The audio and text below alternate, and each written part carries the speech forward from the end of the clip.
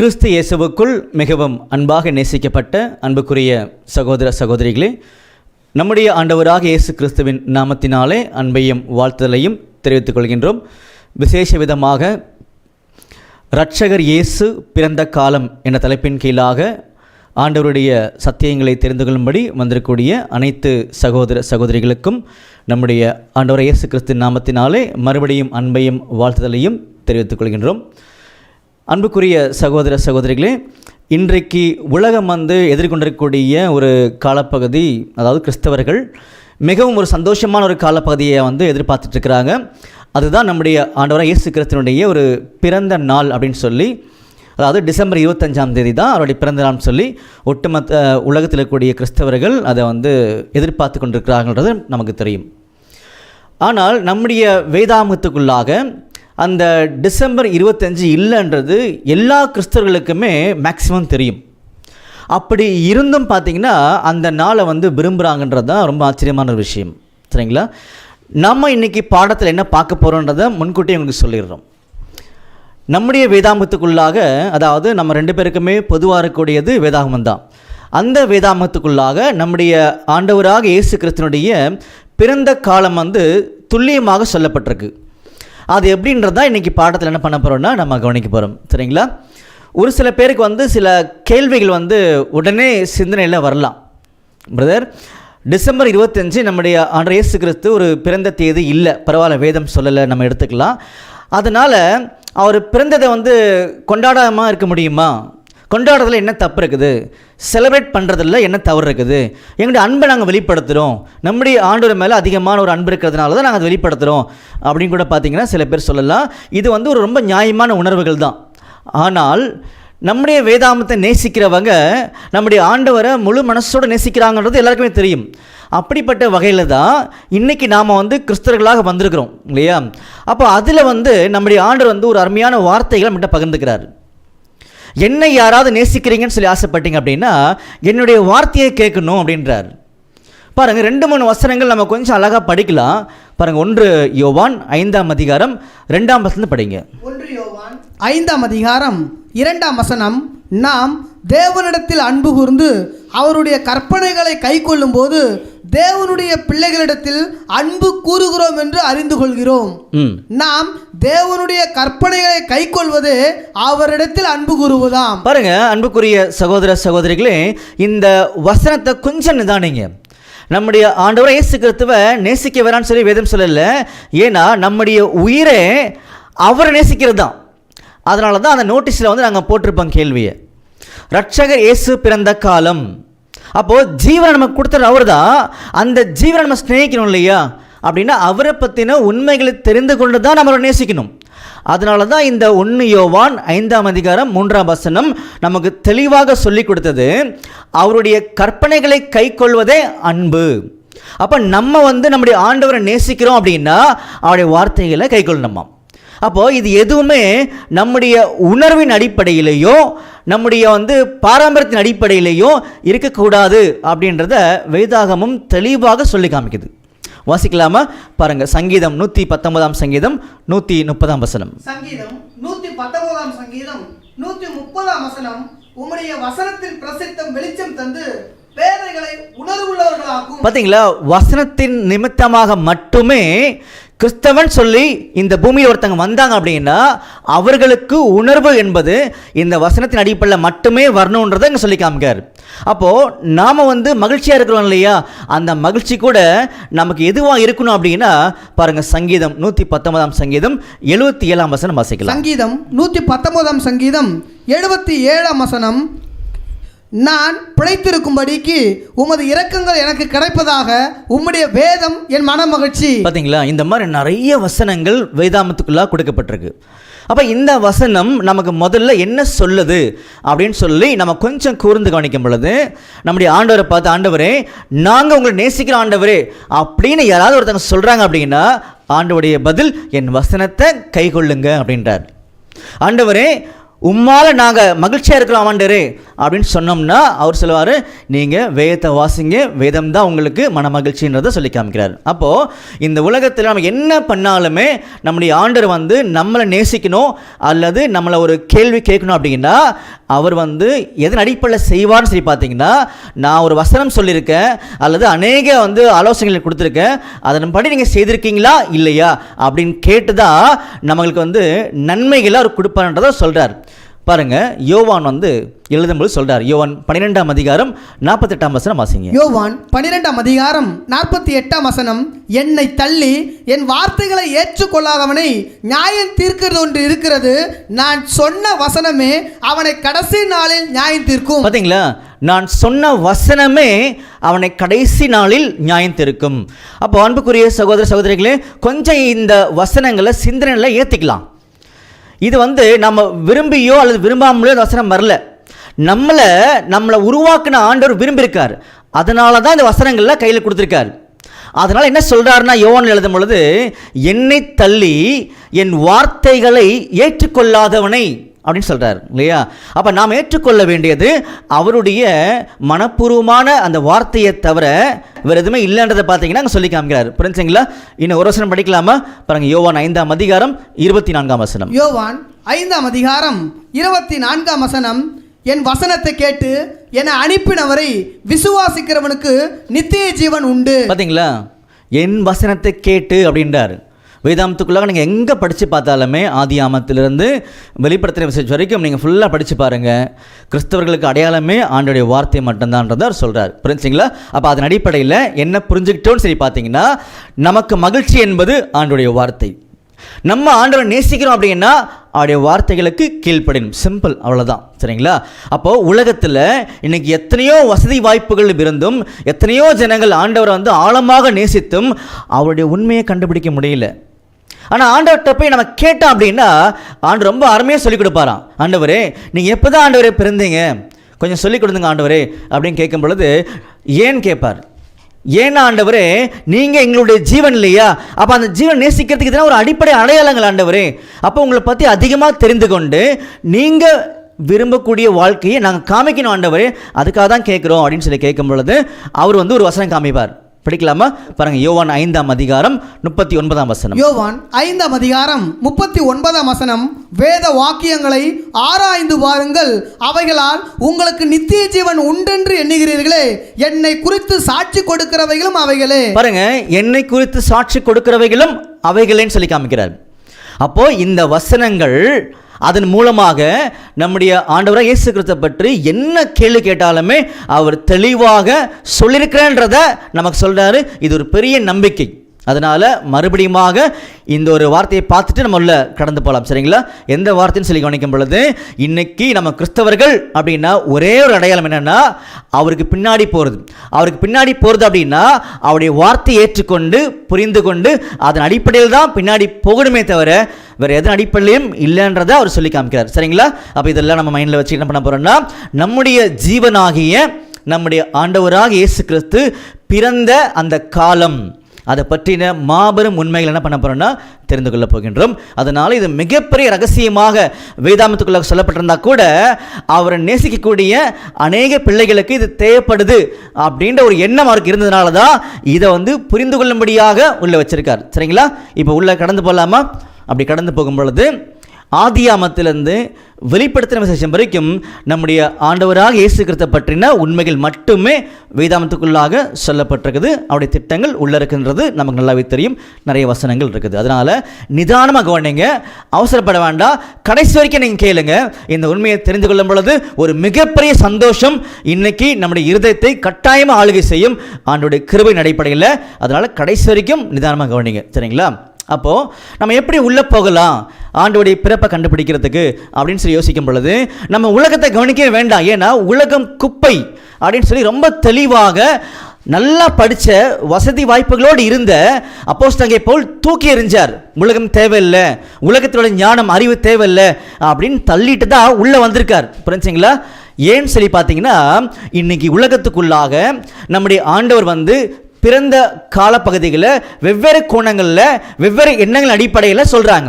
ஆனால் வேதாந்தத்தை அடிப்படையாக கொண்டு யாராலையுமே சொல்ல முடியல. சரிங்களா? ஆனால் நாம் கிறிஸ்தவர்கள் அதை மறக்கக்கூடாது.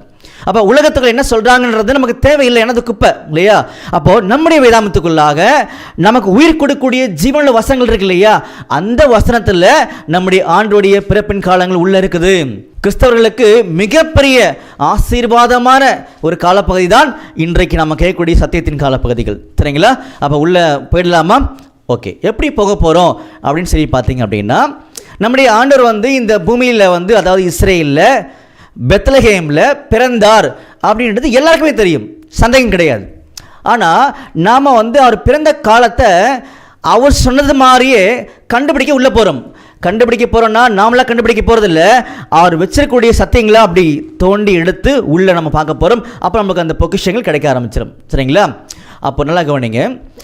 முதலாம் வருகையில் நம்முடைய ஆண்டவர் பிறப்பதற்கு முன்பாகவே அவர் பிறப்பான்னு சொல்லப்பட்ட தீர்க்க தரிசனங்கள் வேதாமத்துக்குள்ளாக நிறைய சொல்லப்பட்டுச்சு, சரிங்களா. அந்த தீர்க்க தரிசனங்களில் கொஞ்சம் நம்ம உற்று கவனிக்க ஆரம்பிக்கலாம், சரிங்களா. அப்போ எங்கெங்கெல்லாம் அவருடைய பிறப்பு பற்றி சொல்லப்பட்டிருக்கு அப்படின்ற வசனத்துக்குள்ளாக என்ன பண்ண போகிறோம்னா இப்போ நாம் பிரயாணம் பண்ண போகிறோம், சரிங்களா. உதாரணத்துக்கு பாருங்கள், யாத்திராகமத்தில் 12ஆம் அதிகாரம் முதல் 2 வசனங்கள் வாசிங்க. யாத்திராகமம் 12ஆம் அதிகாரம் 1ஆம் வசனம் முதல், கர்த்தர் எகிப்து தேசத்தில் மோசேயையும் ஆரோனையும் நோக்கி, இந்த மாதம் உங்களுக்கு பிரதான மாதம், இது உங்களுக்கு வருஷத்தின் முதலாம் மாதமாய் இருப்பதாக நீங்கள் இஸ்ரவேல் சபையார் யாவரையும் நோக்கி, இந்த மாதம் 10ஆம் தேதியில் வீட்டு தலைவர்கள் வீட்டுக்கு ஒரு ஆட்டுக்குட்டியாக ஒவ்வொருவரும் ஒவ்வொரு ஆட்டுக்குட்டியை தெரிந்து கொள்ள கடவர்கள். பார்த்தீங்களா, இந்த மாதம் உங்களுக்கு பிரதான மாதம் அப்படின்றார். அது எந்த மாதம்? இஸ்ரேல் ஜனங்களுக்கு நம்முடைய ஆண்டவர் கொடுத்த மாதங்கள் மொத்தம் 12, சரிங்களா. அதில் இது பிரதான மாதம் சொல்லும் பொழுது இது முதலாம் மாதமாகிய நீசான் மாதம் அல்லது ஆபிப் அப்படின்னு சொல்லுவாங்க, எல்லாருக்குமே தெரியும். அப்போ இந்த மாதத்தில் என்ன பண்ணணும்னா ஒரு ஆட்டுக்குட்டியை நீங்கள் தேர்ந்தெடுக்கணும் அப்படின்னு சொல்கிறார்.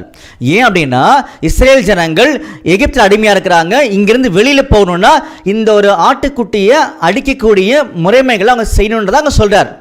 நாம் ஏன் உள்ளே வந்தோம் அப்படின்னா நம்முடைய இரட்சகராகிய ஆண்டவராக இயேசு கிறிஸ்து பிறந்த காலம் தேவை அப்படின்னு சொல்லி உள்ளே வரும் பொழுது அவர் முதலாம் வருகையில் வந்து பிறக்கிறதுக்கு முன்பாகவே அவரை பற்றி சொல்லப்பட்ட சில வசனங்கள் எங்கே இருக்குது அப்படின்னு தேடி உள்ளே வரும் பொழுது தான் இந்த முதல் வசனத்தை கையில் எடுத்திருக்கோம், சரிங்களா. அப்படி எடுத்திருக்கும் பொழுது அந்த வசனம் என்ன சொல்லுதுன்னா, நீங்கள் வந்து ஒரு ஆட்டுக்குட்டியை செலக்ட் பண்ணுங்கன்னு சொல்லி வசனம் ஃபுல்லாக அங்கே பேச ஆரம்பிக்கிறாங்க, சரிங்களா. அப்போ எல்லாருக்குமே தெரியும் இந்த ஆட்டுக்குட்டி யாரை அடையாளப்படுத்துது அப்படின்னு சொல்லி பார்த்தீங்கன்னா பாருங்கள், அப்போஸ்தலனாகிய பவுல் தெளிவாக சொல்லுவார். 1 கொரிந்தியரில் 5ஆம் அதிகாரத்தில் 7ஆம் வசனம். 1 கொரிந்தியர் 5ஆம் அதிகாரம் 7ஆம் வசனம், ஆகையால் நீங்கள் புளிப்பு இல்லாதவர்களாய் இருக்கிறபடியே புதிதாய் பிசைந்த மாவாய் இருக்கும்படிக்கு பழைய புளித்த மாவை புறம்பே கழித்து போடுங்கள், ஏனெனில் நம்முடைய பஸ்காவாகிய கிறிஸ்து நமக்காக பலியிடப்பட்டிருக்கிறாரே. பார்த்தீங்களா, அப்போது யாத்ராமத்தில் 12ஆம் அதிகாரம் நீங்கள் ஃபுல்லாகவே படித்து பாருங்கள். ஒரு ஆட்டுக்குட்டியை பற்றி பேசிகிட்டு இருப்பார். அந்த ஆட்டுக்குட்டி யாருன்னா நம்முடைய ஆண்டவரை இயேசு கிறிஸ்துன்றதை சொல்லிட்டார். அப்போது இது வந்து அவருடைய பிறப்பு சம்பந்தப்பட்ட முக்கியமான வசனம், சரிங்களா. அடுத்த வசனம் வாசிக்கலாமா? பாருங்க, ஏசாயால 9ஆம் அதிகாரம் 6ஆம் வசனம். ஏசாயா 9ஆம் அதிகாரம் 6ஆம் வசனம், நமக்கு ஒரு பாலகன் பிறந்தார், நமக்கு ஒரு குமாரன் கொடுக்கப்பட்டார், கர்த்தத்துவம் அவர் தோளின் மேல் இருக்கும், அவர் நாமம் அதிசயமானவர், ஆலோசனை கர்த்தா, வல்லமையுள்ள தேவன், நித்திய பிதா, சமாதான பிரபு எனப்படும். பார்த்தீங்களா, இந்த வசனமும் நம்முடைய ஆண்டவராக இயேசு கிறிஸ்துவை பற்றின அருமையான வசனம்ன்றது நமக்கு தெரியும். இன்னொரு வசனம் வாசிக்கலாமா? பாருங்க, என்னாகமம் 24ஆம் அதிகாரம் 17ஆம் வசனம். என்னாகமம் 24ஆம் அதிகாரம் 17ஆம் வசனம், அவரை காண்பேன், இப்பொழுது அல்ல, அவரை தரிசிப்பேன், சமீபமாய் அல்ல, ஒரு நட்சத்திரம் யாக்கோபிலிருந்து உதிக்கும், ஒரு செங்கோல் இஸ்ரவேலிலிருந்து எழும்பும். பாத்தீங்களா, இதுவும் கடந்த வாரத்தில் ஆண்டோடைய கிருபையில் நம்ம ரொம்ப அருமையாக அதை பார்த்துருந்தோம், சரிங்களா. அப்போ அடுத்த வசனம் பாருங்க, சகரியால 9ஆம் அதிகாரம் 9ஆம் வசனம். சகரியா 9ஆம் அதிகாரம் 9ஆம் வசனம், சீயோன் குமாரத்தியே மிகவும் கலிகூறு, எருசலேம் குமாரத்தியே கெம்பீரி, இதோ உன் ராஜா உன்னிடத்தில் வருகிறார், அவர் நீதி உள்ளவரும் ரட்சிக்கிறவரும் தாழ்மை உள்ளவரும் கழுதையின் மேலும் கழுதை குட்டியாகிய மரியின் மேலும் ஏறி வருகிறவருமாய் இருக்கிறார். பார்த்தீங்களா, இந்த வசனங்கள்லாம் நம்ம ஏன் பார்த்துட்டு இருக்கிறோம்? நம்முடைய ஆண்டவர் வந்து முதலாம் வருகையில் பிறப்பார், வருவார் அப்படின்ற ஒரு முன் அறிவிப்பு வேதாந்தத்துக்குள்ளாக ரொம்ப தெளிவாக நம்முடைய ஆண்டவர் கொடுத்திருந்தார் அப்படின்றது தான் இந்த வசனங்கள் நமக்கு சொல்லுது. புரிஞ்சுங்களா? அடுத்து பாருங்க, உபாகமம் 18ஆம் அதிகாரம் 18ஆம் வசனம். உபாகமம் 18ஆம் அதிகாரம் 18ஆம் வசனம். உன்னை போல ஒரு தீர்க்கதரிசியை நான் அவர்களுக்காக அவர்கள் சகோதரரிலிருந்து எழும்ப பண்ணி என் வார்த்தைகளை அவர் வாயில் அருளுவேன். பார்த்தீங்களா? போதும். அப்போ இந்த மாதிரி அருமையான வசனங்கள்லாம் முதலாம் வருகை குறித்து அவர் பெத்லஹேமில் பிறப்பான்றத மாதிரி எல்லா வசனங்களும் அங்கே காமிக்கப்பட்டது அப்படின்றத இப்போ நம்ம பார்த்துட்டோம். சரிங்களா? ஆனால் விசேஷம் பார்த்தீங்கன்னா யூதர்கள் எதிர்பார்த்துட்டு இருந்தாங்க, நம்முடைய ஆண்டவர் இந்த காலப்பகுதியில் வருவார், பிறப்பார் அப்படின்னு ஒரு மிகப்பெரிய எதிர்பார்ப்பு அவங்கள்ட்ட இருந்துச்சு. காரணம் என்னன்னா, அவருடைய பிறப்பை பற்றி சொல்லப்பட்ட ஒரு முக்கியமான ஒரு காலத்திற்கு தரிசனம் தான் காரணம். சரிங்களா? அப்போ அந்த காலத்திற்கு தரிசனம் நமக்கு ஒரு மிகப்பெரிய சப்போர்ட்டை கொடுக்கும். அதையும் நம்ம படிக்கணும் இல்லையா? படிக்கலாம் பாருங்க. தானியேல் 9ஆம் அதிகாரம் 25ஆம் வசனம். தானியேல் 9ஆம் அதிகாரம் 25ஆம் வசனம் முதல், இப்பொழுதும் நீ அறிந்து உணர்ந்து கொள்ள வேண்டியது என்னவென்றால், எருசலேமை திரும்ப எடுப்பித்து கட்டுகிறதுக்கான கட்டளை வெளிப்படுவது முதல் பிரபுவாகிய மேசியா வருமட்டும் 7 வாரமும் 62 வாரமும் செல்லும். அவைகளில் வீதிகளும் அலங்குகளும் மறுபடியும் கட்டப்படும். பாத்தீங்களா? பிரபுவாகிய மேசியா வருமட்டும், அதாவது 70 வார தீர்க்க தரிசனம். புரிஞ்சுங்களா?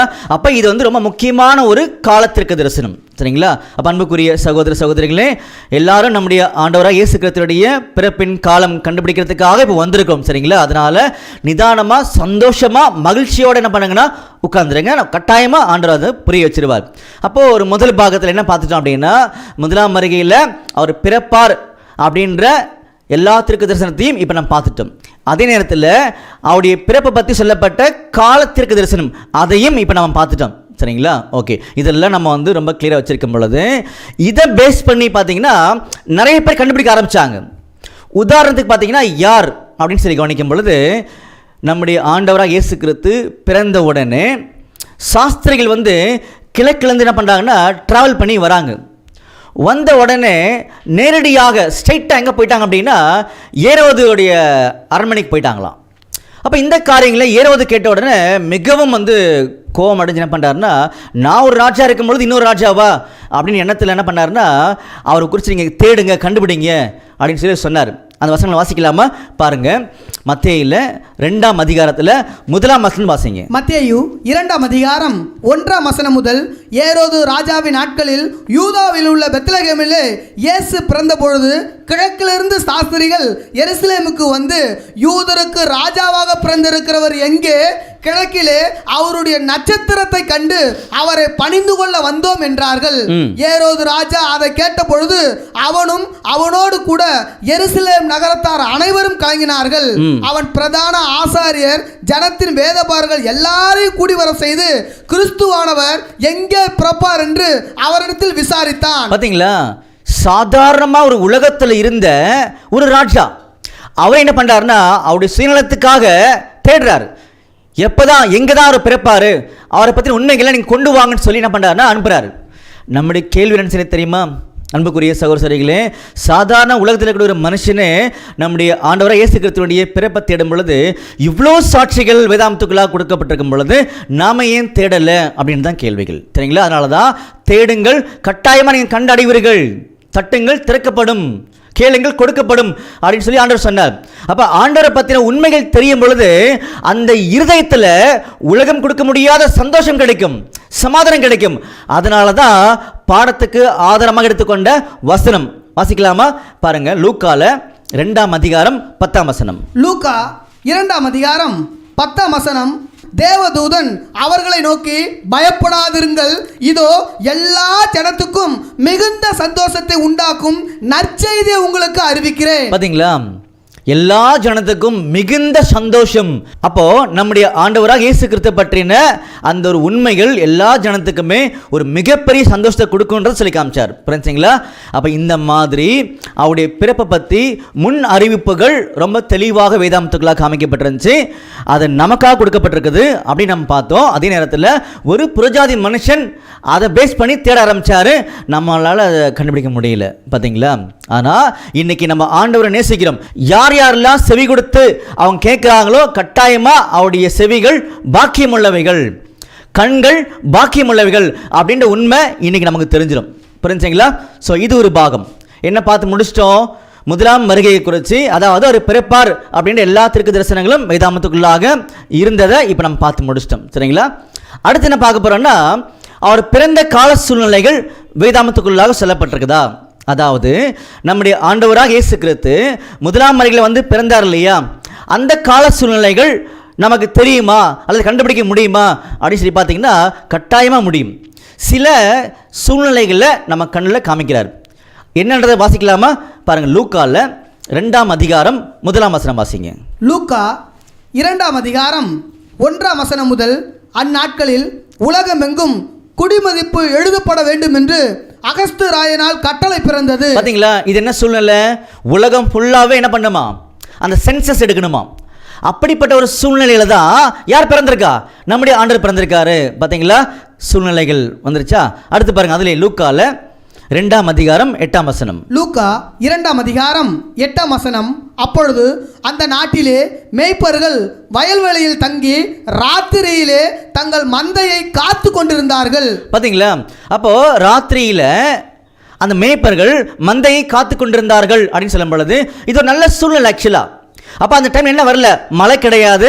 அப்போ மந்தைகள், அதாவது அந்த ஆடுகள் நல்லா மேயக்கூடிய, புல்ல சாப்பிடக்கூடிய செழிப்பான ஒரு காலப்பகுதி அப்படின்றது கூட பார்த்தீங்கன்னா நம்ம கவனிக்கிறோம். சரிங்களா? அடுத்து பாருங்க, அதிலே லூக்கால 2ஆம் அதிகாரம் 7ஆம் வசனம். லூக்கா 2ஆம் அதிகாரம் 7ஆம் வசனம். அவள் தன் முதற்பேரான குமாரனை பெற்று சத்திரத்திலே அவர்களுக்கு இடம் இல்லாது இருந்தபடியினால் பிள்ளையை துணிகளில் சுற்றி முன்னணியிலே கிடத்தினாள்.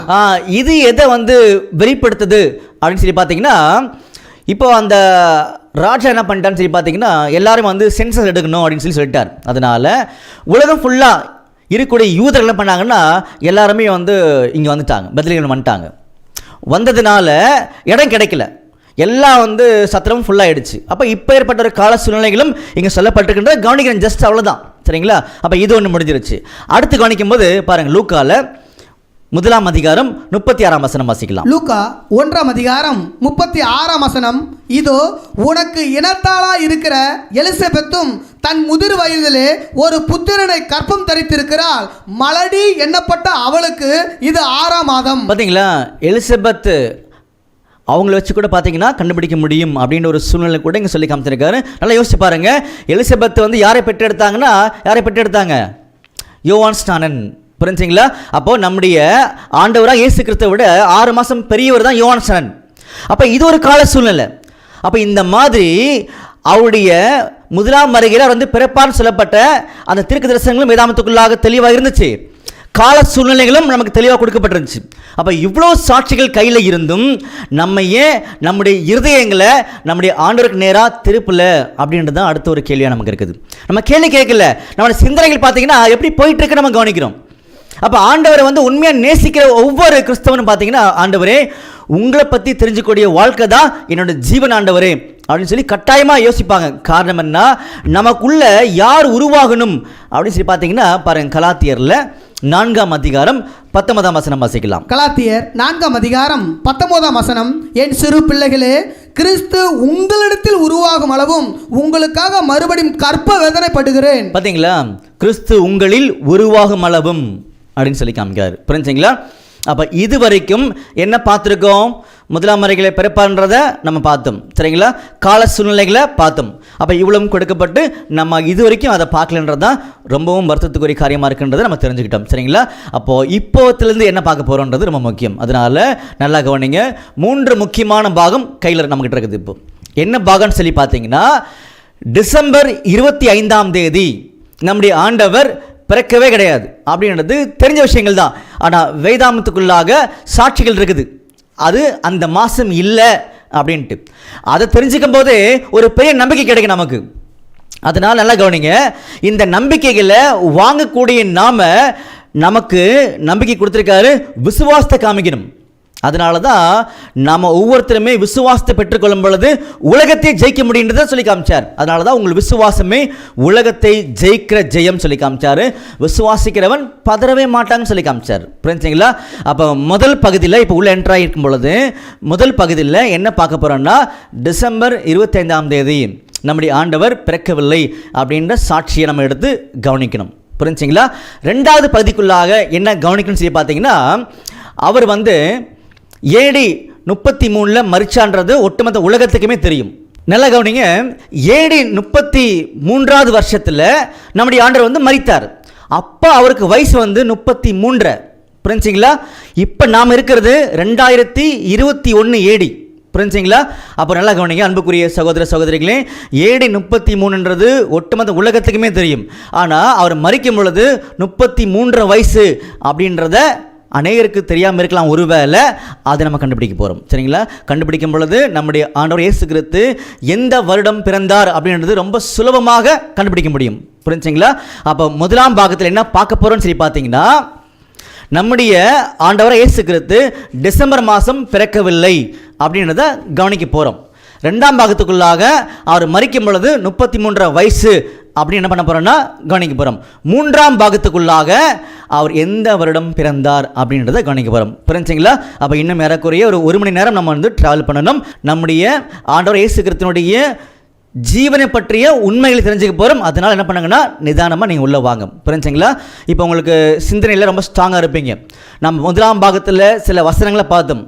அதாவது நம்முடைய ஆண்டவர் வந்து முதலாவது வருகையில் பிறப்பான்றதுக்காக சில வசனங்களை பார்த்தோம். அதில் யாத்ராமத்தில் 12ஆம் அதிகாரத்தில் சில வசனங்கள் படித்தோம். அந்த வசனத்தில் சில அடையாள பாஷையில் பேசியிருந்தாங்க. ஆட்டுக்குட்டின்னு பேசியிருந்தாங்க இல்லையா? அந்த ஆட்டுக்குட்டி யாருன்னா நம்முடைய ஆண்டவர் இயேசு கிறிஸ்துன்றத 1 கொரிந்தியரில் 5ஆம் அதிகாரத்தில் 7ஆம் வசனத்தில் அப்போஸ்தலனாகிய பவுல் சொல்லி காமிச்சார். அப்போது அப்போஸ்தலனாகிய பவுல் என்ன சொல்ல வர்றார் அப்படின்னா, நம்முடைய ஆண்டவர் இயேசு கிறிஸ்து வந்து பிறந்து நம்மளுக்கு அடிக்கப்பட்டார் அப்படின்னு உண்மைகளை சொல்லி காமிச்சார் இல்லையா? அப்போ அதுவும் ஒரு முன்னறிப்புன்றதுக்காக தான் அந்த வசனங்களை படித்தோம். அந்த மாதிரி தான் ஏசாயால 9:6 படித்தோம், சகரியால 9:9 படித்தோம், என்னாகமத்தில் 24:17 படித்தோம். இந்த மாதிரி நிறைய வசனங்களை படிச்சிருந்தோம். சரிங்களா? மீகா 5:2 தான் ரொம்ப முக்கியமான வசனம் இருக்குது. அது கூட படிச்சிடலாமா? படிங்க. மீகா 5ஆம் அதிகாரம் 2ஆம் வசனம். எப்ராத்தா எனப்பட்ட பெத்லகேமே, நீ யூதாவில் உள்ள ஆயிரங்களுக்குள்ளே சிறிதா இருந்தும் இஸ்ரவேலை ஆளப் போகிறவர் உன்னிடத்திலிருந்து புறப்பட்டு என்னிடத்தில் வருவார். அவருடைய புறப்படுதல் அநாதி நாட்களாகிய பூர்வத்தினுடையது. பார்த்தீங்களா? ஸோ இவ்வளோ தெளிவாக நம்முடைய வேதாந்தத்துக்குள்ளாக சொல்லப்பட்டிருக்கின்றதை இப்போ நம்ம பார்த்துட்டோம். சரிங்களா? இப்போ வந்து ஸ்ட்ரைட்டாக நேரடியாக அந்த முதலாம் பாகத்துக்குள்ளாக உள்ளே போகிறோம். என்ன பாகம்? டிசம்பர் 25ஆம் தேதி நம்முடைய ஆண்டவர் பிறக்கவில்லை அப்படின்ற உண்மைகளை தொடப்போகிறோம். சரிங்களா? அதனால் நிதானமாக நீங்கள் டச் பண்ணுங்கள், அவசரப்படாதீங்க. அப்போ இதுக்கு வந்து சில அண்டர்ஸ்டாண்டிங் நமக்கு தேவைப்படுது. என்ன அண்டர்ஸ்டாண்டிங் அப்படின்னு கேட்டிங்கன்னா, பாருங்கள், ஒட்டுமொத்த உலகத்துக்குமே இருக்கக்கூடிய அந்த காலக்கணக்கு இருக்கு இல்லையா?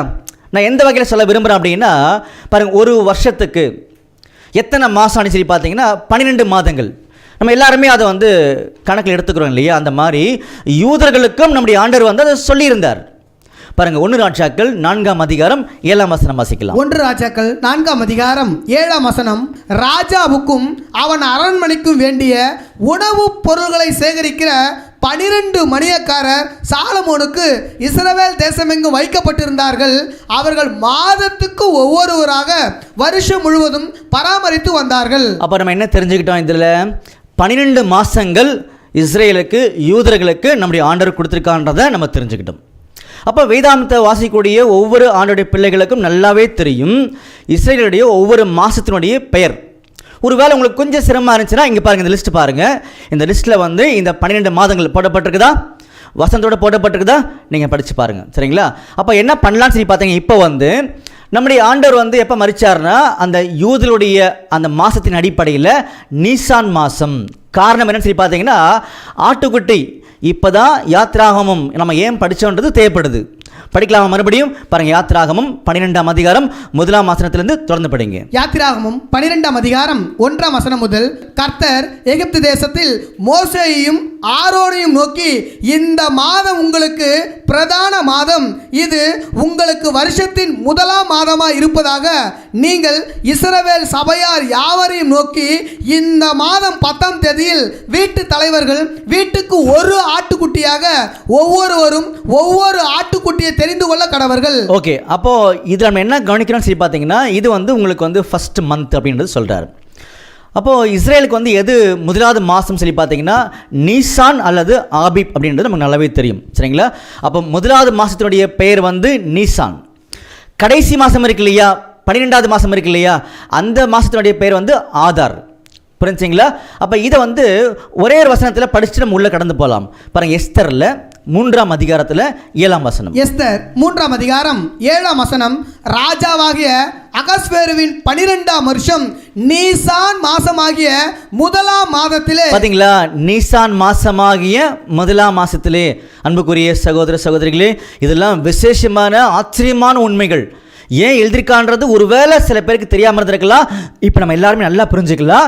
நம்முடைய ஆண்டவராக இயேசு கிறிஸ்துவுடைய மகத்துவமான கிருபைகள் இது எல்லாமே நமக்கு. புரிஞ்சுங்களா? மறுபடியும் படிங்க. எஸ்தர் 3ஆம் அதிகாரம் 7ஆம் வசனம். ராஜாவாகிய அகஸ்வேருவின் 12ஆம் வருஷம் நீசான் மாதமாகிய 1ஆம் மாதத்திலே ஆமானுக்கு முன்பாக பூர் எண்ணப்பட்ட சீட்டு ஒவ்வொரு நாளையும் ஒவ்வொரு மாதத்தையும் குறித்து போடப்பட்டு ஆதார் மாதமான 12ஆம் மாதத்தின் மேல் விழுந்தது. பார்த்தீங்களா, 12ஆம் மாதத்துடைய பேர் வந்து ஆதார் அப்படின்றத இப்போ நம்ம படிச்சிட்டோம். புரிஞ்சுங்களா? அப்போ இடையில இருக்கக்கூடிய மாதங்கள்லாம் இந்த லிஸ்ட் பார்த்த உடனே உங்களுக்கு புரிஞ்சிடும், அல்லது உங்களுக்கே தெரிஞ்சிருக்கும். புரிஞ்சுங்களா? இப்போ நல்லா கவனிங்க. என்ன பண்ண போகிறோன்னா, நீசான் மாதத்தில் தான் நம்முடைய ஆண்டவர் வந்து மரிக்கிறார். ஏன்னா அது 1ஆவது மாதம். அந்த மாதத்தில் தான் ஆட்டுக்குட்டியை தேர்ந்தெடுத்தாங்க. அந்த மாதத்தினுடைய 14ஆம் தேதி சாயங்காலத்தில் ஆட்டுக்குட்டி அடிக்கப்பட்டது.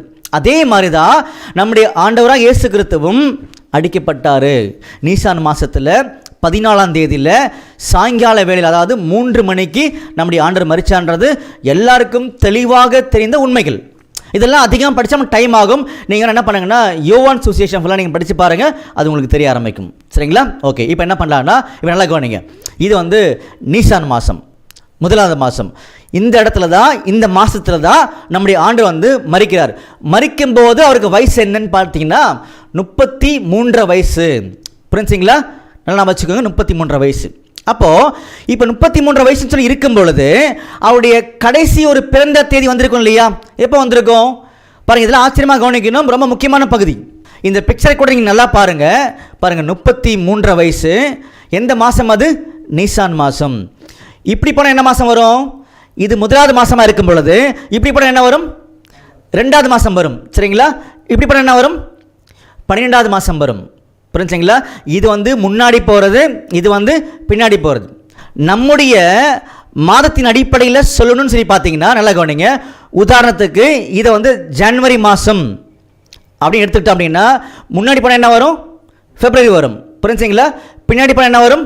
டிசம்பர் வரும். அதே மாதிரி தான் இது நீசான் மாதமாகிய 1ஆவது மாதம். முன்னாடி போனோம் அப்படின்னா 2ஆவது மாதமாகிய சீப் வரும். பின்னாடி வந்தோம் அப்படின்னா 12ஆவது மாதமாகிய ஆதார் வரும். புரிஞ்சுங்களா? சிம்பிள். இப்போ உங்களுக்கு தெளிவாயிருப்பீங்க. இப்போது நம்முடைய ஆண்டவராக இயேசு கிறிஸ்து மரித்தது நீசான் மாதம் தெளிவாயிடுச்சு. 2வது மரிக்கும் பொழுது அவருக்கு வயசு வந்து 33. சரிங்களா? 3வது வந்து அவர் மரித்த வருடம் வந்து AD 33. இதில் எதெல்லாம் நீங்கள் தெளிவாயிட்டீங்கன்னு சொல்லி பார்த்தீங்கன்னா, அவர் மரித்த அந்த மாதம் 1ஆவது மாதம், அது நீசான் மாதம் தெளிவாயிட்டீங்க. ஏன்னா வசனம் படிச்சிட்டோம். கிளியரா? ஆனால் அவர் மரிக்கும் பொழுது வயசு வந்து 33. அது நம்ம இன்னும் தெளிவாகலை. ஏன்னா நம்ம இன்னும் கவனிக்க ஆரம்பிக்கல. ஆனால் ஒட்டுமொத்த உலகத்துக்குமே தெரியும். நீங்கள் இன்டர்நெட்டில் கூட போட்டு பார்த்தீங்கன்னா அது கிளியராக சொல்லுவாங்க. என்ன சொல்லுவாங்க அப்படின்னா, நம்முடைய ஆண்டவர் மரித்த அந்த நாள் வந்து வெள்ளிக்கிழமை, ஃப்ரைடே அப்படின்னு சொல்லுவாங்க. ஒன்று அது 3ஆவது தேதி அப்படின்னு போட்டிருப்பாங்க. சரிங்களா?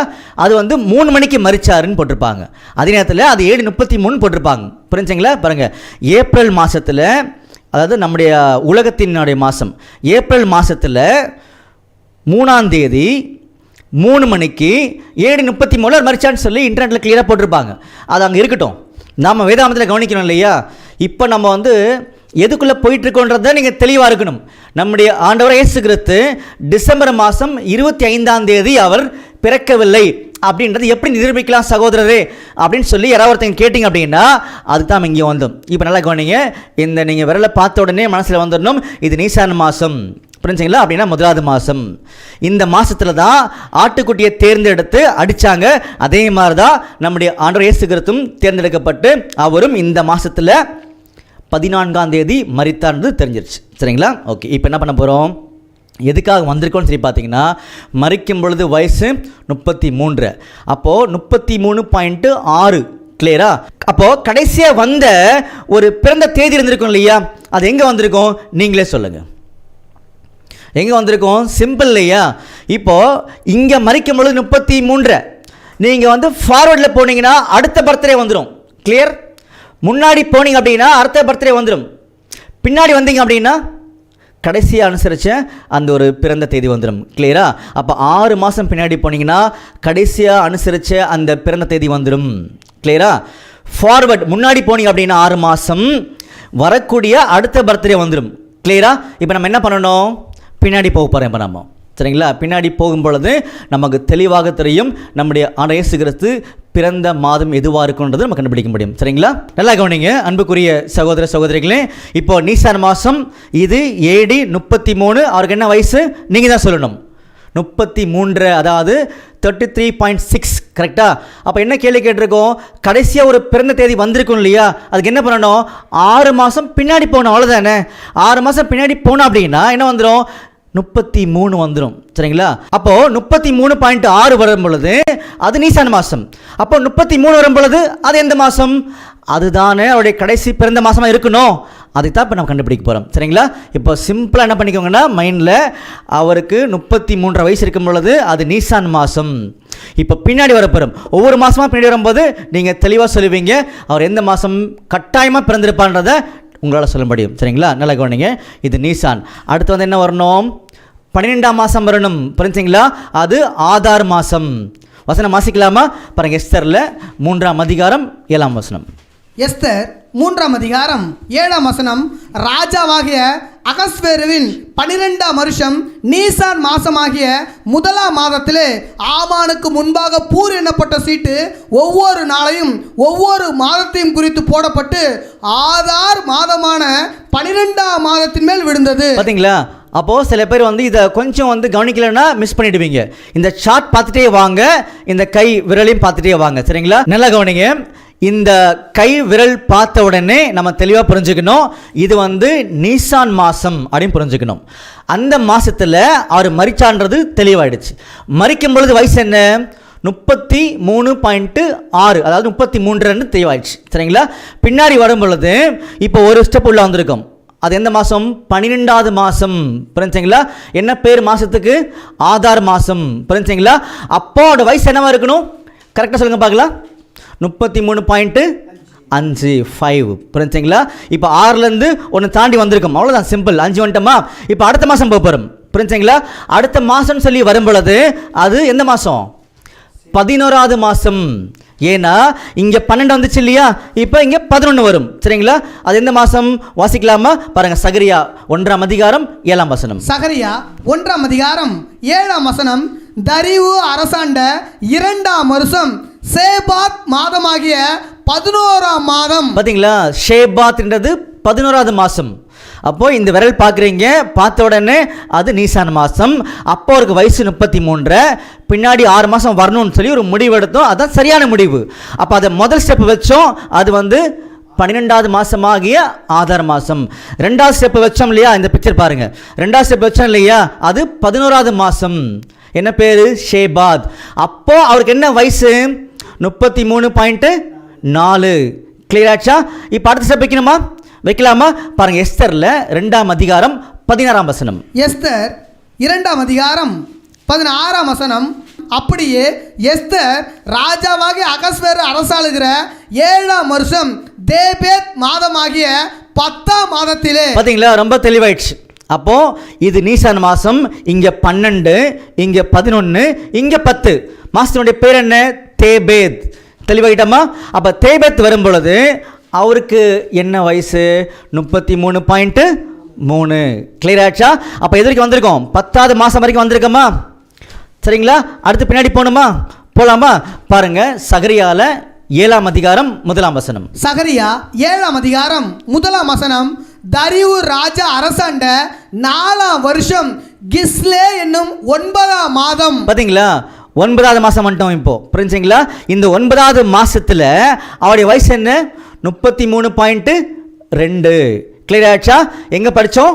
கிஸ்லேன்னு சொல்லக்கூடிய 9வது மாதம் என்பது சகரியால 7ஆம் அதிகாரத்தில் 1ஆம் வசனத்தில் தெளிவுபடுத்தி காமிச்சார். புரிஞ்சுங்களா? இப்போ என்ன வரணும்? 8வது மாதம் வரணும். நல்லா கவனிங்க, இந்த பிக்சர் பத்திரிகை வாங்க. 8வது மாதம் வரணும். 8வது மாதம் எந்த மாதம் வாசிக்கலாமா? 1 ராஜாக்கள் 6ஆம் அதிகாரம் 38ஆம் வசனம். 1 ராஜாக்கள் 6ஆம் அதிகாரம் 38ஆம் வசனம். 11ஆம் வருஷம் பூல் என்னும் 8ஆம் மாதத்திலே. பார்த்தீங்களா? அப்போ பூல் எனக்கூடிய 8ஆம் மாதத்தில் என்றது சொல்லி காமிச்சார். அப்போ பூல் எனக்கூடிய 8ஆம் மாதத்தில் அவருக்கு என்ன வயசு? 33.1. கிளியர் ஆச்சுங்களா? இப்போ அடுத்து என்ன வரணும்? 33 வரணும். கிளியரா? அப்போ 33 வரும் பொழுது அது எந்த மாதம்? திஸ்ரி அப்படின்னு சொல்லக்கூடிய 7வது மாதம். வாசிக்கலாமா? பாருங்க, 1 ராஜாக்கள் 8ஆம் அதிகாரம் 2ஆம் வசனம். 1 ராஜாக்கள் 8ஆம் அதிகாரம் 2ஆம் வசனம். இஸ்ரவேல் மனுஷரெல்லாம் 7ஆம் மாதமாகிய ஏத்தானி மாதத்து பண்டிகையிலே. பார்த்தீங்களா? அன்புக்குரிய சகோதர சகோதரிகளே, இங்கே கடைசியாக 33 வரும் பொழுது அது எந்த மாதம் சொல்லி பார்த்தீங்கன்னா 7வது மாதமாகிய திஸ்ரி அல்லது எத்தானிம் அப்படின்னு சொல்லுவாங்க. புரிஞ்சுங்களா? இங்கே வந்துட்டோம். அது திஸ்ரி மாதமாகிய 7வது மாதம்ன்றது தெளிவாயிடுச்சு. கிளியருங்களா? இப்போ நல்லா இந்த பிக்சர் பாருங்கள், என்னுடைய விரல் பாருங்கள். இது எந்த மாதம்? நீசான் மாதம். கிளியரா? அப்போ அவருக்கு வயசு என்ன? 33.6. கடைசியாக ஒரு பிறந்த தேதி வந்திருக்கும் இல்லையா? அதை கண்டுபிடிக்கணும். என்ன பண்ணணும்? இங்கேருந்து 6 மாதம் பின்னாடி போகணும். அவ்வளோதானே? பின்னாடி போகும் பொழுது பின்னாடி வந்துட்டோம்னா முதல்ல எந்த மாதம் வரணும்? 12வது மாதமாகிய ஆதார மாதம் வரணும். அதுக்கப்புறமா 11வது மாதம், 10வது மாதம், 9வது மாதம், அதுக்கப்புறமா 8வது மாதம், அதுக்கப்புறமா 7வது மாதத்தில் அவருக்கு வயசு 33. அது எத்தானிம் அல்லது திஸ்ரி மாதம். கிளியர்? இதில் என்ன பிரதர் விசேஷம் இருக்குன்னு சொல்லி நீங்கள் கேட்கும் பொழுது ரொம்ப அழகான ஆழமான விசேஷம் அதில் மறைஞ்சிருக்குது. சரிங்களா?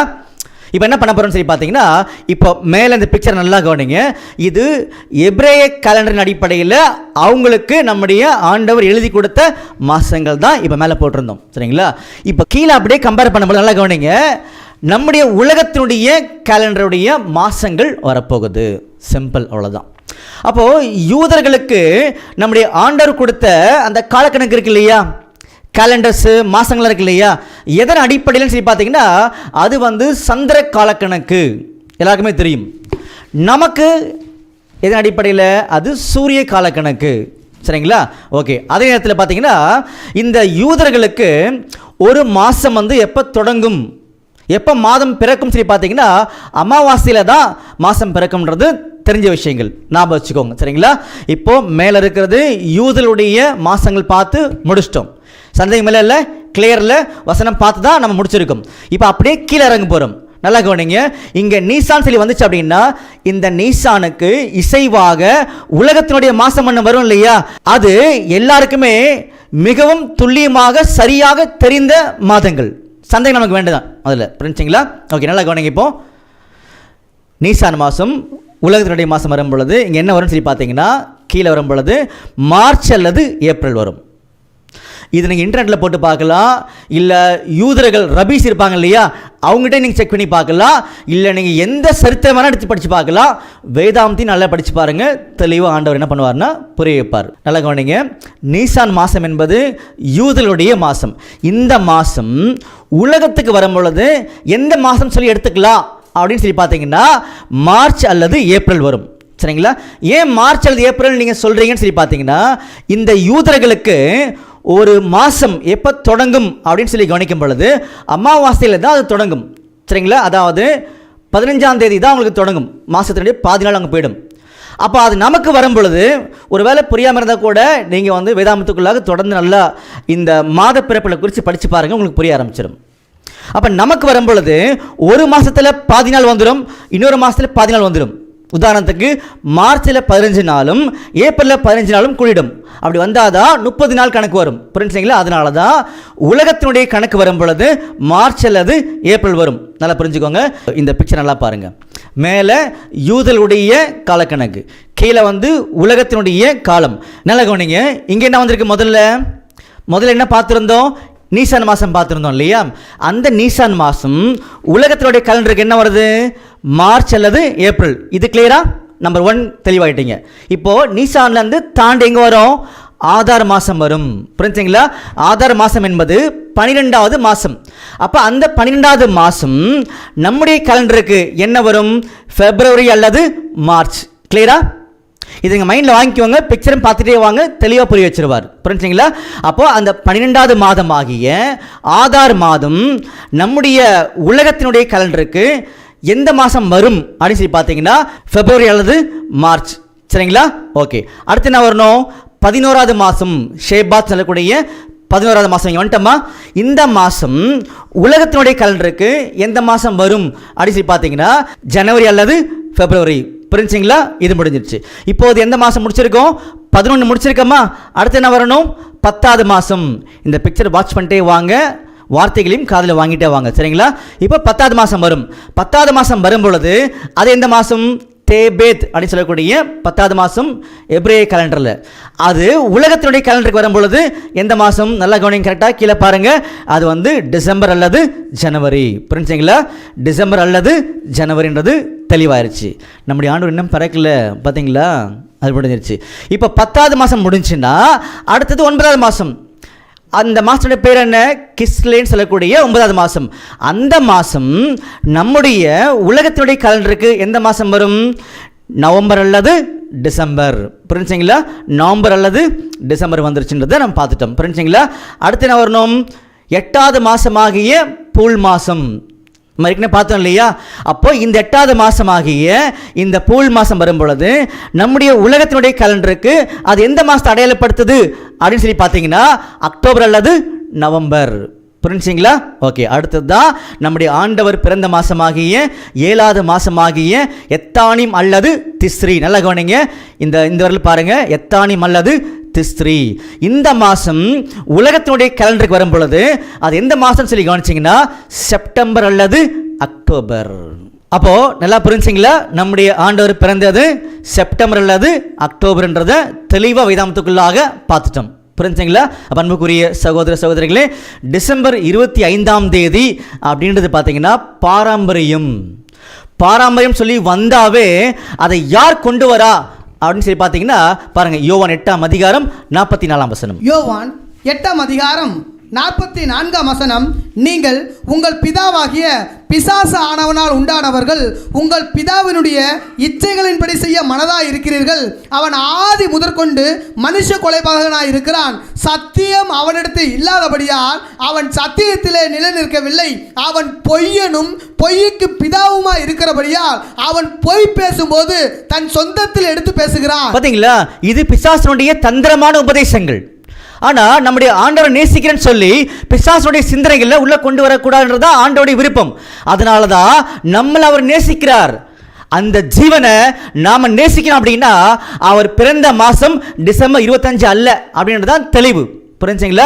அன்புக்குரிய சகோதர சகோதரிகளே, இந்த மாதிரி தான் நம்முடைய ஆண்டவராக இயேசு கிறிஸ்து இருந்த அந்த காலப்பகுதியிலேயே சில பாரம்பரியங்களை யூதர்கள் தெளிவாக வச்சிருந்தாங்களாம். பாருங்க, மத்தேயு 15ஆம் அதிகாரம் 1ஆம் வசனத்திலிருந்து வாசிக்கலாம். மத்தேயு 15ஆம் அதிகாரம் 1ஆம் வசனம் முதல்.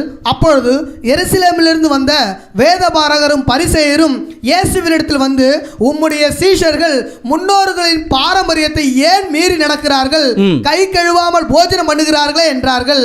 அவர்களுக்கு அவர் பிரதியுத்தரமாக, நீங்கள் உங்கள் பாரம்பரியத்தினாலே தேவனுடைய கற்பனை ஏன் மீறி நடக்கிறீர்கள்? பாத்தீங்களா? நம்முடைய ஆண்டவர் இன்னைக்கு இருக்கக்கூடிய ஒவ்வொரு கிறிஸ்தவனையும் பார்த்து கேட்கக்கூடிய சரியான கேள்வி, உங்களுடைய பாரம்பரியத்தினால ஏன் தேவனுடைய கற்பனைகளை நீங்க மீறி நடக்கிறீங்கன்றதை கேட்கிறார். புரிஞ்சுங்களா?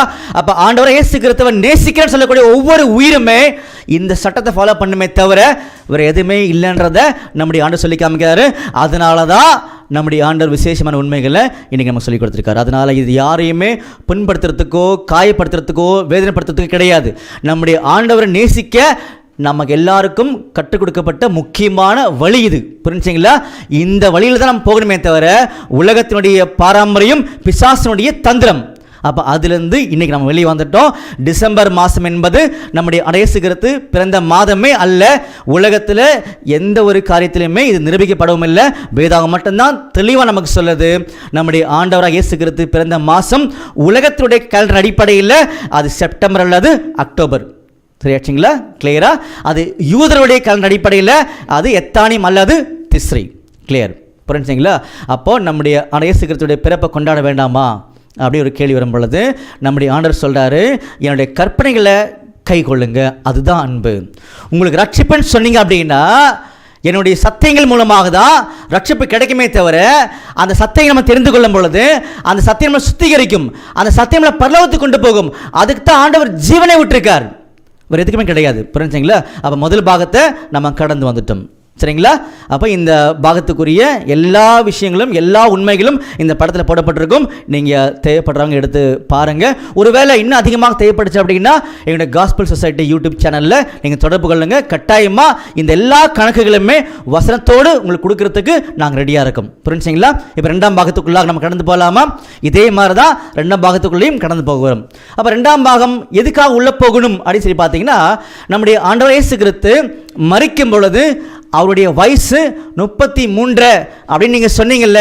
நாங்கள் நம்புகிறோம், நாங்கள் உலகத்தை பார்த்து நம்புகிறோம், ஆனால் வேதாமத்துக்குள்ள இருக்குன்னு நீங்கள் சொன்னீங்கல்ல. எப்படி இருக்குது சகோதரரே அப்படின்னு நீங்கள் கேட்டிங்க அப்படின்னா அதுக்கு சரியான சாட்சிகளை நம்முடைய ஆண்டவர் கொடுக்குறார். இப்போ என்ன பண்ணலான்னு சரி பார்த்தீங்கன்னா, கொஞ்சம் மெதுவாக டச் பண்ணி பார்க்கலாம். ஒரு வேளை புரியல அப்படின்னா நம்ம ஸ்ட்ராங் டச் பண்ணி பார்க்கலாம் வசனத்தை. சரிங்களா? எப்படி மெதுவாக டச் பண்ணி பார்க்கலாம்னு சொல்லி பார்த்தீங்கன்னா, பாருங்கள், வெளிப்படுத்தின விசேஷத்தில் ஒரு அருமையான வசனம் வந்து கொடுக்கப்பட்டிருக்கு. படிக்கலாமா? வெளிப்படுத்தின விசேஷம் 11ஆம் அதிகாரம் 3ஆம் வசனம். வெளிப்படுத்தின விசேஷம் 11ஆம் அதிகாரம் 3ஆம் வசனம். என்னுடைய 2 சாட்சிகளும் ரட்டு வஸ்திரம் முடித்து கொண்டிருக்கிறவர்களாய் 1260 நாளளவும் தீர்க்க தரிசனம் சொல்லும்படி அவர்களுக்கு அதிகாரம் கொடுப்பேன். பார்த்தீங்களா அன்புக்குரிய சகோதர சகோதரிகளே, என்னுடைய 2 சாட்சிகளும் 1260 நாளளவும். அப்போ 1260 நாள் சொன்னாவே 1260 வருஷம் நமக்கு நல்லா தெரியும். நிறைய வசனங்கள் பைபிள் இருக்குது. இப்போ நல்லா கவனிங்க, என்னுடைய 2 சாட்சிகளும் 1260 நாளளவும் என்ன பண்ணுவாங்க அப்படின்னா தீர்க்க தரிசனம் சொல்லுவாங்க அப்படின்றத பார்த்தீங்கன்னா சொல்லி காமிச்சார்.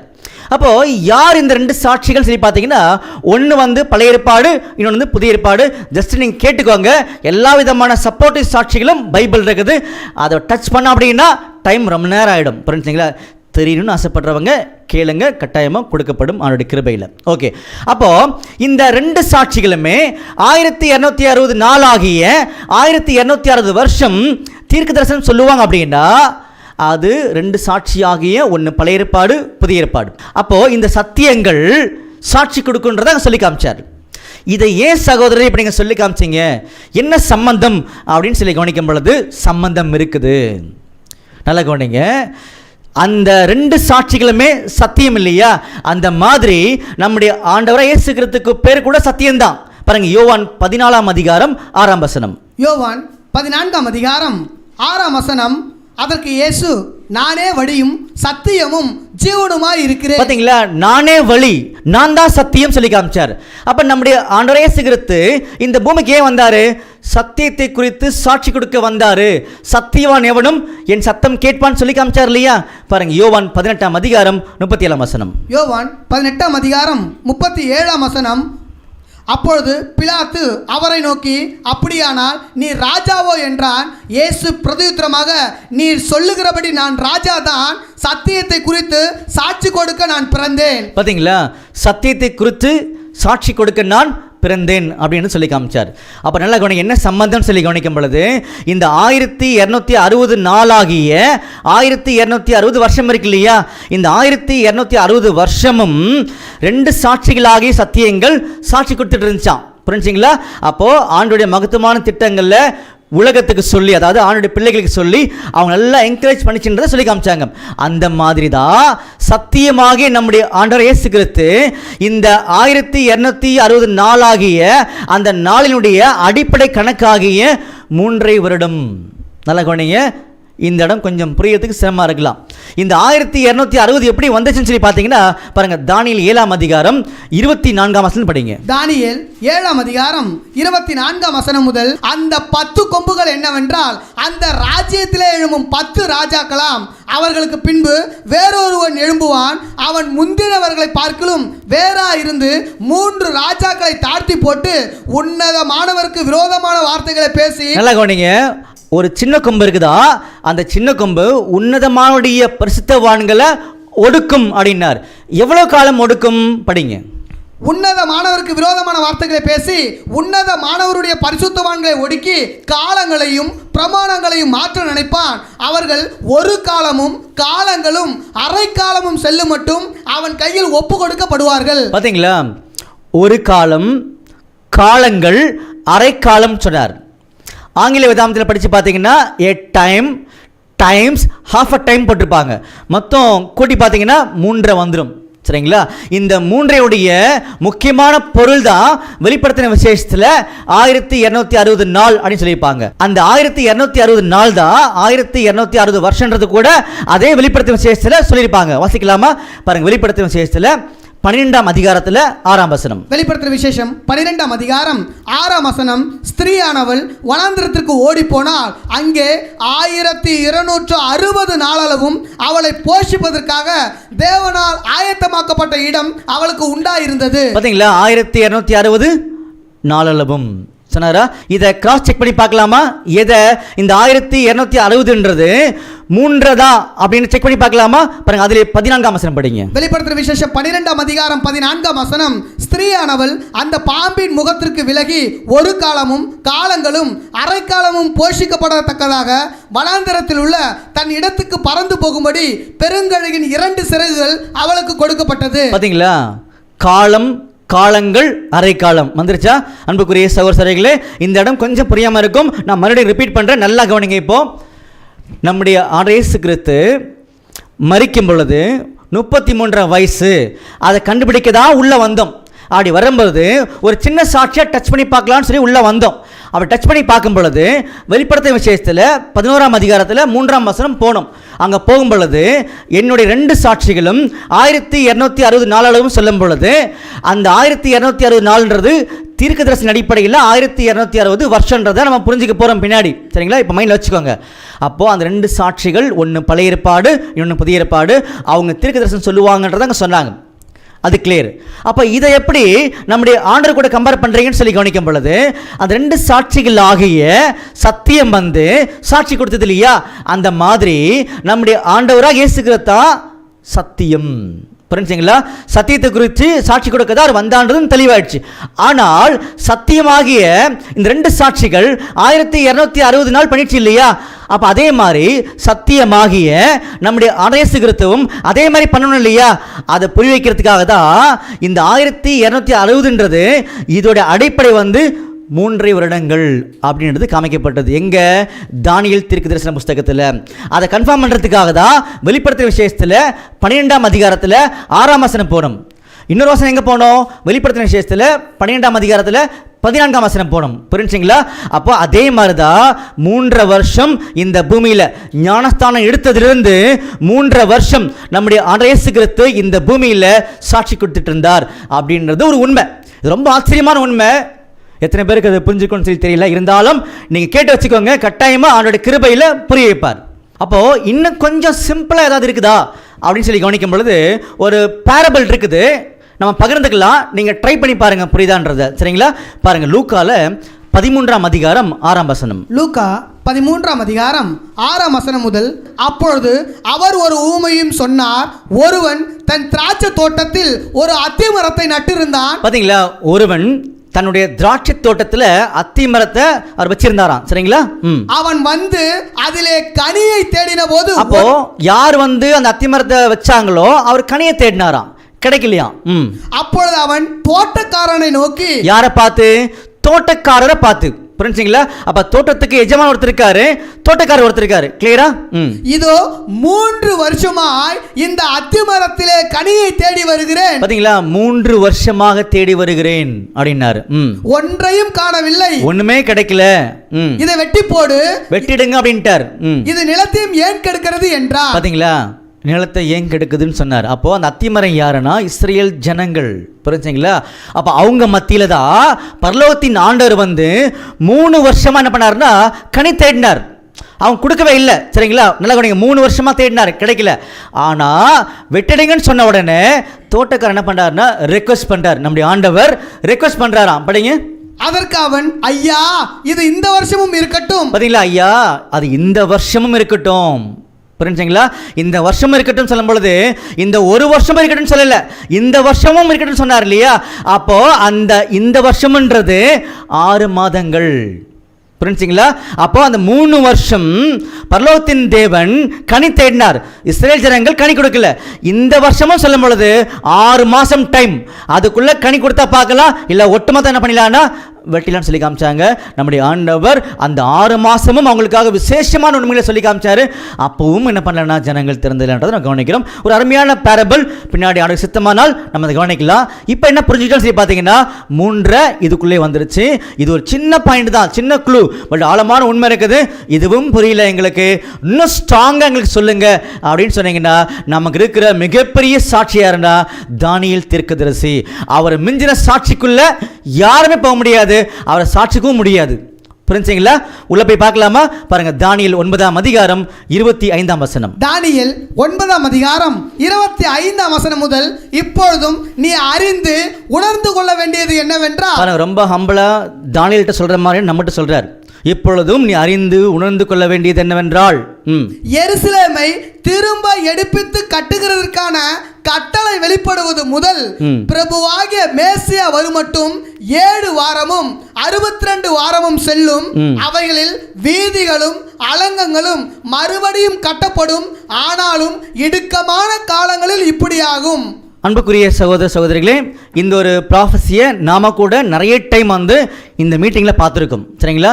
இது எந்த காலப்பகுதியை பற்றி பேசுது அப்படின்னு சொல்லி பார்த்தீங்கன்னா 24ஆம் வசனம் நம்மளுக்கு ரொம்ப சாட்சியாக கொடுக்கப்பட்டிருக்கு. படிக்கலாமா? தானியேல் 9ஆம் அதிகாரம் 24ஆம் வசனம், மீறுதலை தவிர்க்கிறதற்கும் பாவங்களை தொலைக்கிறதற்கும் அக்கிரமத்தை நிவர்த்தி பண்ணுகிறதற்கும் நித்திய நீதியை வருவிக்கிறதற்கும் தரிசனத்தையும் தீர்க்க தரிசனத்தையும் முத்திரிக்கிறதற்கும் மகா பரிசுத்தம் உள்ளவரை அபிஷேகம் பண்ணுகிறதற்கும் உன் ஜனத்தின் மேலும் உன் பரிசுத்த நகரத்தின் மேலும் 70 வாரங்கள் செல்லும்படி குறிக்கப்பட்டிருக்கிறது. பார்த்தீங்களா? நம்ம ஏற்கனவே பார்த்துருக்கோம் 21 நாள் அப்படின்ற பாடத்தில் பார்த்துருக்கோம். ஒருவேளை இதை பற்றி இன்னும் ஆழமாக தெரியணும் அப்படின்னு சொல்லி ஆசைப்படுறவங்க எங்களுடைய காஸ்பல் சொசைட்டி யூடியூப் சேனலில் நீங்கள் போய் பாருங்கள். இந்த எல்லா கணக்குகளுமே அங்கே கொடுக்கப்பட்டிருக்கும் அந்த பாடத்தில். சரிங்களா?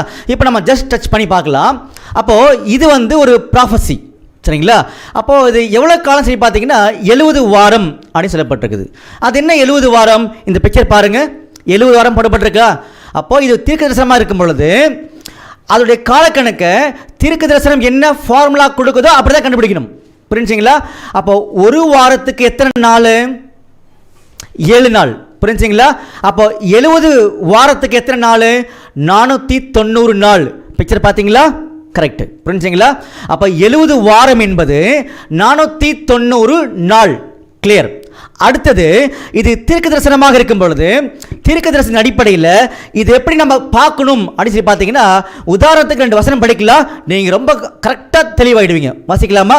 பாருங்க, எசேக்கியேல் 4ஆம் அதிகாரம் 6ஆம் வசனம். எசேக்கியேல் 4ஆம் அதிகாரம் 6ஆம் வசனம், நீ இவைகளை நிறைவேற்றின பின்பு மறுபடியும் உன் வலது பக்கமாய் ஒருவழித்து யூதா வம்சத்தாரின் அக்கிரமத்தை 40 நாள் வரைக்கும் சுமக்க வேண்டும். ஒவ்வொரு வருஷத்துக்கு பதிலாக ஒவ்வொரு நாளை உனக்கு கட்டளையிட்டேன். நல்ல கவனிங்க, ஒவ்வொரு வருஷத்துக்கு பதிலாக ஒவ்வொரு நாள். புரிஞ்சுங்களா? அப்போ 1 இயர் ஈக்குவல் டு 1 டே அப்படின்னு சொன்னாரா? இது அப்படியே ரிவர்ஸ் சொல்லுவார் பாருங்க. என்னாகமம் 14ஆம் அதிகாரம் 34ஆம் வசனம். என்னாகமம் 14ஆம் அதிகாரம் 34ஆம் வசனம், நீங்கள் தேசத்தை சுற்றி பார்த்த 40 நாள் லக்கத்தின்படியே ஒவ்வொரு நாள் ஒவ்வொரு வருஷமாக நீங்கள் 40 வருஷம் உங்கள் அக்கிரமங்களை சுமந்து என் உடன்படிக்கைக்கு வந்த மாறுதலை உணர்வீர்கள். அன்புக்குரிய சகோதரர்களே, இதெல்லாம் வேதாமத்துக்குள்ளாக ஆச்சரியமாக கொடுக்கப்பட்ட உண்மைகள். நல்லா கவனிங்க. எசேக்கியேல் படிக்கும் பொழுது இந்த ஒரு வருஷம் ஒரு நாளாக எடுத்துக்கொள்ளுங்கள் அப்படின்னு சொன்னார். கிளியரா? அதே எண்ணாமத்தில் வரும் பொழுது இந்த ஒரு நாளை ஒரு வருஷமாக என்ன பண்ணிக்கோங்கன்னா எடுத்துக்கோங்கன்னு சொன்னார். ஏன்னா இதெல்லாம் தீர்க்க தரிசனங்கள். அதன் அடிப்படையில் இந்த 490 நாள் என்பது 490 வருடம். புரிஞ்சுங்களா? அன்புக்குரிய சகோதரர்களே, நம்முடைய தானியேல் தீர்க்க தரிசன புஸ்தகத்தில் 9ஆம் அதிகாரத்தில் 24, 25 வசனங்களை வாசிக்கும் பொழுது மேசியாவை பற்றி சொல்லப்பட்டிருக்கும். மேசியா யாரு? மேசியா தான் நம்முடைய ஜீவன், கிறிஸ்து. புரிஞ்சுங்களா? அப்போ அவரை பற்றி சொல்லப்பட்ட அந்த கால தீர்க்க தரிசனத்தில் முக்கியமான பாகம் இது. இதை நம்ம கண்டுபிடிச்சோம் அப்படின்னா, புரிஞ்சுக்கிட்டோம் அப்படின்னா பிறப்பின் ரகசியங்கள் தெளிவாயிடும். அதே நேரத்தில் அவர் 3 வருஷம் ஊழியம் செய்தான்றதும் தெளிவாயிடும். சரிங்களா? அப்போ மறுபடியும் அந்த 24ஆம் வசனம் வாசிக்கலாமா? தானியேல் 9ஆம் அதிகாரம் 24ஆம் வசனம், மீறுதலை தவிர்க்கிறதற்கும் பாவங்களை தொலைக்கிறதற்கும் அக்கிரமத்தை நிவர்த்தி பண்ணுகிறதற்கும் நித்திய நீதியை வருவிக்கிறதற்கும் தரிசனத்தையும் தீர்க்க தரிசனத்தையும் முத்திரிக்கிறதற்கும் மகா பரிசுத்தமுள்ளவரை அபிஷேகம் பண்ணுகிறதற்கும் உன் ஜனத்தின் மேலும் உன் பரிசுத்த நகரத்தின் மேலும் 70 வாரங்கள் செல்லும்படி. பார்த்தீங்களா அன்புக்குரிய சகோதரர்களே, 70 வாரம் செல்லும்படி குறிக்கப்பட்டிருக்கிறது அப்படின்னு சொன்னார். அப்போ இந்த 70 வாரம் என்பது தீர்க்க தரிசன அடிப்படையில் 490 வருடம். இந்த கணக்கு பாருங்க, உங்களுக்கு கிளியரா புரியும், சந்தேகமே கிடையாது. சரிங்களா? அப்போ இந்த 490 வருடம் என்பது எங்க தொடங்கணும் அப்படி கேள்வி வந்துச்சு இல்லையா? அடுத்த வசனம் படிங்க. 25ஆம் வசனம், இப்பொழுதும் நீ அறிந்து உணர்ந்து கொள்ள வேண்டியது என்னவென்றால் எருசலேமை திரும்ப எடுப்பித்து கட்டுகிறதற்கான கட்டளை வெளிப்படுவது முதல். இங்க இருந்து தான் ஸ்டார்ட் பண்ணுமா? எதை? இந்த 490 வருஷத்தை இங்க இருந்து ஸ்டார்ட் பண்ணுமா? எங்க இருந்து? எருசலேமை திரும்ப எடுப்பத்தை கட்டுவதற்கான கட்டளை வெளிப்பட்டது முதல் சொல்றாரு இல்லையா? அப்போ அந்த கட்டளை யார்கிட்ட வெளிப்பட்டது அப்படின்னு சொல்லி கவனிச்சிங்கன்னா, எஸ்ரா அப்படி சொல்லக்கூடிய ஒரு ஆசாரியன், ஒரு தீர்க்கதரிசி இருக்காராம். புரிஞ்சுங்களா? அப்போ அவர்கிட்ட தான் இந்த கட்டளையை அர்த்தசாஸ்திர ராஜா கொடுத்தார்ன்றது வேதம் சொல்லுது. படிக்கலாமா? பாருங்க, எஸ்ரா 7ஆம் அதிகாரம் 7ஆம் வசனம், அப்புறம் 13ஆம் வசனம். எஸ்ரா 7ஆம் அதிகாரம் 7ஆம் வசனம், அவனோடு கூட இஸ்ரவேல் புத்திரரிலும் ஆசாரியரிலும் லேவியரிலும் பாடகரிலும் வாசல் காவலரிலும் நிதன்மையரிலும் சிலர் அர்த்தசாஸ்திர ராஜாவின் 7ஆம் வருஷத்திலே. பாத்தீங்களா? இந்த 7ஆம் வருஷம் தான் உலகத்துல எந்த வருஷம் சொல்லி பாத்தீங்கன்னா 458 பிசி. இந்த 458 பிசி தான் அர்த்தசாஸ்திர ராஜாவுடைய 7ஆம் வருஷம். இந்த வருஷத்துல தான் கட்டளை பெறப்பட்டது. எதற்காக? அந்த ஆலயத்தை மறுபடியும் புதுப்பிக்கக்கூடிய அந்த கட்டளை பெறப்பட்டது. 13ஆம் வசனம் வாசிங்க, தெரியும். எஸ்ரா 7ஆம் அதிகாரம் 13ஆம் வசனம், நம்முடைய ராஜ்யத்தில் இருக்கிற இஸ்ரவேல் ஜனத்திலும் அதன் ஆசாரியரிலும் லேவியரிலும் உன்னோடு கூட எருசலேமுக்கு போக மனப்பூர்வமாய் இருக்கிற யாவரும் போகலாம் என்று நம்மாலே உத்தரவாகிறது. பாத்தீங்களா? நம்மாலே உத்தரவாகிறது. நீங்க தைரியமா என்ன பண்ணுங்க, அந்த ஆலயத்தினுடைய வேலைகளை செய்யுங்க அப்படின்ற ஆர்டரை வாங்கினது எஸ்ரா முதல்ல. அப்படி ஆர்டர் வாங்கப்பட்டது அல்லது ஆர்டர் கொடுக்கப்பட்ட வருஷம் பார்த்தீங்கன்னா 458 பிசி. அப்ப இங்க இருந்து எதை தொடங்கணும்? 490 வருஷம் தொடங்கணும். சிம்பிள். இந்த பிக்சர் பாருங்க, 458 பிசி இங்க இருக்கு இல்லையா? இங்க இருந்து நாம தானியேல் 9ஆம் அதிகாரத்தில் 24-25 படிச்ச அந்த 70 வாரத்தினுடைய கணக்கு 490 வருஷம் இருக்கு இல்லையா? அது இங்கிருந்து ஸ்டார்ட் பண்ணணும். நல்லா கவனிங்க, ஸ்டார்ட் பண்றோம் பாருங்க. இங்கிருந்து ஸ்டார்ட் பண்ணீங்கன்னா 490 வருஷம் கடந்து போகணும். இந்த 458ன்றது பிசி. நல்லா புரிஞ்சுக்கோங்க, 458 பிசி. இந்த பிசியிலிருந்து 490 வருஷம் கடந்து போகணும். போனீங்கன்னா ஏடிக்குள்ளே போயிடுவீங்க. புரிஞ்சுங்களா? ஏடிக்குள்ளே போனீங்கன்னா அது எந்த வருஷம் வரும்னு சொல்லி பார்த்தீங்கன்னா, இதே பிக்சர் நல்லா பண்ணீங்க, அது ஏடி 33ஆம் வருஷம் வந்துடும். அந்த வருஷத்தில் இந்த தீர்க்க தரிசனம் சொல்லப்பட்ட எல்லா காரியங்களும் துல்லியமாக முடிஞ்சிடுமா அப்படின்றது ஆண்டவர் அங்கே தெளிப்படுத்தி காமிச்சார். அப்படின்னா இந்த 490 வருஷம் முடியும் பொழுது யார் மறைச்சிருக்குன்னு சொல்லி பார்த்தீங்கன்னா, யார் அனுப்புன்னு சொன்னாரோ அவர் மறைச்சிருக்கணுமா? அப்போ யார் அனுப்புன்னு சொல்லி சொன்னாரு? மேசியா. இப்போ படிங்க, 25ஆம் வசனம் படிங்க. தானியேல் 9ஆம் அதிகாரம் 25ஆம் வசனம், இப்பொழுதும் நீ அறிந்து உணர்ந்து கொள்ள வேண்டியது என்னவென்றால் எருசலேமை திரும்ப எடுப்பித்து கட்டுகிறதற்கான கட்டளை வெளிப்படுவது முதல் பிரபுவாகிய மேசியா வரும் மட்டும் 7 வாரமும் 62 வாரமும் செல்லும். அவைகளில் வீதிகளும் அலங்கங்களும் மறுபடியும் கட்டப்படும். ஆனாலும் இடுக்கமான காலங்களில் இப்படியாகும். அந்த 62 வாரங்களுக்கு பின்பு, அதாவது அந்த 62 வாரங்களுக்கு பின்புன்னு சொல்லும் பொழுது அந்த 62 + 7 ஏற்கனவே சொல்லிட்டார். புரிஞ்சுங்களா? இதை எங்களுக்கு தெளிவாக நீங்கள் சொல்லிட்டு தான் போகணும் அப்படின்னு சொல்லி நீங்கள் சொன்னீங்கன்னா, இங்கே பாருங்க கீழே 21 நாள் அப்படி ஒரு படம் போட்டிருக்கா, கிளிக் பண்ணுங்க, உடனே உங்களுக்கு புரியும். சரிங்களா? மறுபடியும் படிங்க. 26ஆம் வசனம், அந்த 62 வாரங்களுக்கு பின்பு மேசியா சங்கரிக்கப்படுவார். பார்த்தீங்களா? 62 வாரங்களுக்கு பின்பு சொல்லும் பொழுது 69 வாரம் முடிந்து வரக்கூடிய கடைசி வாரமாகிய 70வது வாரம். பிக்சர் பாருங்க, உங்களுக்கு தெரியும். இந்த 70வது வாரத்தில் மேசியா சங்கரிக்கப்பட வேண்டும், அவரை கொன்றுவாங்க, அவர் மரிச்சிருவான்றதா சொல்லப்பட்ட தீர்க்க தரிசனம். புரிஞ்சுங்களா? அப்ப நல்லா அன்புக்குரிய சகோதரர்களே, இந்த 7 வாரம் போயிருச்சு, 62 வாரம் போயிருச்சு. 7 62 எவ்வளவு? 69 முடிஞ்சா? அப்ப 70 வார தீர்க்க தரிசனத்தில் 69 வாரம் முடிஞ்சிச்சா? இந்த கடைசி வாரம் இருக்குதா? நல்லா கவனிங்க, கடைசி ஒரு வாரம். இப்ப அடுத்த வசனம் படிங்க. தானியேல் 9ஆம் அதிகாரம் 26ஆம் வசனம் முதல் அந்த 62 வாரங்களுக்கு பின்பு மேசியா சங்கரிக்கப்படுவார். ஆனாலும் தமக்காக அல்ல, நகரத்தையும் பரிசுத்த ஸ்தலத்தையும் வரப்போகிற பிரபுவின் ஜனங்கள் அழித்து போடுவார்கள். அதன் முடிவு ஜலப்பிரவாகம் போல இருக்கும். முடிவு பரியந்தம் யுத்தமும் நாசமும் உண்டாக நியமிக்கப்பட்டது. அவர் ஒரு வாரம் அளவும் அநேகருக்கு உடன்படிக்கையை உறுதிப்படுத்தி, இந்த 70வது வாரமாகிய கடைசி வாரம், புரிஞ்சுங்களா? 69 ஆல்ரெடி முடிஞ்சிருச்சு. இந்த 70வது வாரமாகிய கடைசி வாரத்தை தான் இங்க பிரிச்சு காமிக்கப்பட்டிருக்கு. இந்த பிக்சர்ல கரெக்டா நீங்க புரிஞ்சுக்கோங்க, புரிஞ்சுங்களா? அப்போ இந்த 70வது வாரத்துல என்ன நடக்கும் அப்படின்னு சொல்லி பாத்தீங்கன்னா 2 முக்கியமான விஷயங்கள் நடக்குமா. ஒன்னு அந்த வாரம் பாதி சென்ற பொழுது பலியும் காணிக்கையும் ஒழிய பண்ணுவார். பிக்சர் பாருங்க, இது 70வது வாரம், புரிஞ்சுங்களா? இந்த வாரம் பாதி சென்ற பொழுது, அப்போ இங்க 7 இருக்கு இல்லையா, அதாவது 70th வீக், 70வது வாரம். அப்ப அந்த கடைசி வாரத்தை 2ஆ பிரிங்க. அதாவது இங்க கொடுக்கப்பட்ட 70வது வாரத்தை லாஸ்ட் வீக்கை 2ஆ பிரிச்சீங்கன்னா பாதியா பிரிக்கலாம். எப்படி பிரிக்கலாம்? 3.5 பிக்சர்ல காமிச்சிருக்காங்களா? பிரிச்சலாம், புரிஞ்சுங்களா? அப்போ இந்த 3.5ன்றது முதல் பாகம். அப்ப அந்த வாரம் பாதி சென்ற பொழுது என்ன செய்வாரு? பலியும் காணிக்கையும் ஒழிய பண்ணுவாரு. அது என்ன பலியும் காணிக்கையும் ஒழிய பண்ணுவார்னா, நம்முடைய ஆண்டவராக இயேசு கிறிஸ்து ஞானஸ்தானம் எடுக்கும் பொழுது சொல்லர்த்தமாக யூதர்கள் செய்த பலியும் காணிக்கையும் அவர் ஒழிய பண்ணிட்டு அவரே என்ன பண்ணுவார்னா பலியாக அவரே காணிக்கை என்ன பண்ணாரா? ஒப்பு கொடுத்தாராம். பாருங்க, எபிரேயர் 10ஆம் அதிகாரம் 9ஆம் வசனம். எபிரேயர் 10ஆம் அதிகாரம் 9ஆம் வசனம். தேவனே, உம்முடைய சித்தத்தின்படி செய்ய இதோ வருகிறேன் என்று சொன்னார். 2ஆவதை நிலைநிறுத்துவதற்கு 1ஆவதை நீக்கி போடுகிறார். பாத்தீங்களா? உம்முடைய சித்தத்தின்படி செய்ய வருகிறேன் அப்படின்னு சொன்னார். ஏன்னா அன்னைக்கு இருந்த யூதர்கள் சொல்லர்த்தமாக பலிகளையும் காணிக்கையும் செலுத்தினாங்க. ஆனா அந்த பலியும் காணிக்கையும் செலுத்தும் பொழுது இன்னைக்கு அநேக கிறிஸ்தவர்கள் பண்றாங்க இல்லையா, காணிக்கை போட்டிருக்காங்க இல்லையா, அர்த்தம் தெரியாம பண்ணிட்டு இருக்காங்க அநேகர். வேதம் ஒரு காலம் இந்த மாதிரி செய்ய சொல்லவே இல்லை. என்ன அர்த்தம் தெரிஞ்சுக்கணும்னா மறுபடியும் நீங்கள் அங்கே தான் போகணும். எங்கே? காஸ்பல் சொசைட்டி யூடியூப் சேனலில் போங்க, அங்கே இதே மாதிரி பாடங்கள் இருக்குது, நீங்கள் பாருங்கள் அது, சரிங்களா? அப்போது பலியும் காணிக்கையும் ஏன் ஏற்படுத்தினான்ற உண்மை தெரியாமே பலியும் காணிக்கையும் செலுத்திட்டு இருக்கிறாங்க.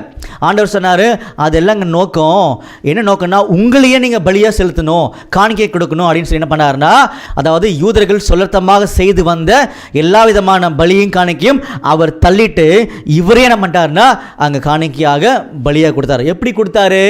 உம்முடைய சித்தம் செய்ய வருகிறேன்னு சொல்லி அவரே கொடுத்தார் இல்லையா, அர்ப்பணிச்சார் இல்லையா, அதுதான் இவர் பலியும் காணிக்கையும் நிறுத்துறதுக்கு அடையாளம்.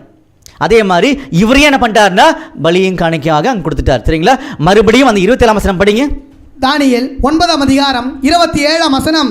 அவர் ஒரு வாரம் அளவும் அநேகருக்கு உடன்படிக்கையை உறுதிப்படுத்தி அந்த வாரம் பாதி சென்ற போது பலியையும் காணிக்கையும் ஒழிய பண்ணுவார். பாருங்க, நான் மறுபடியும் சொல்றேன்.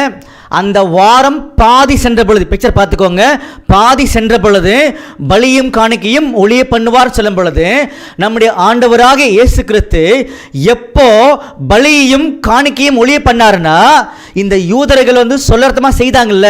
பாருங்க, எபிரேயர் 5:1 படிங்க. எபிரேயர் 5ஆம் அதிகாரம் 1ஆம் வசனம்.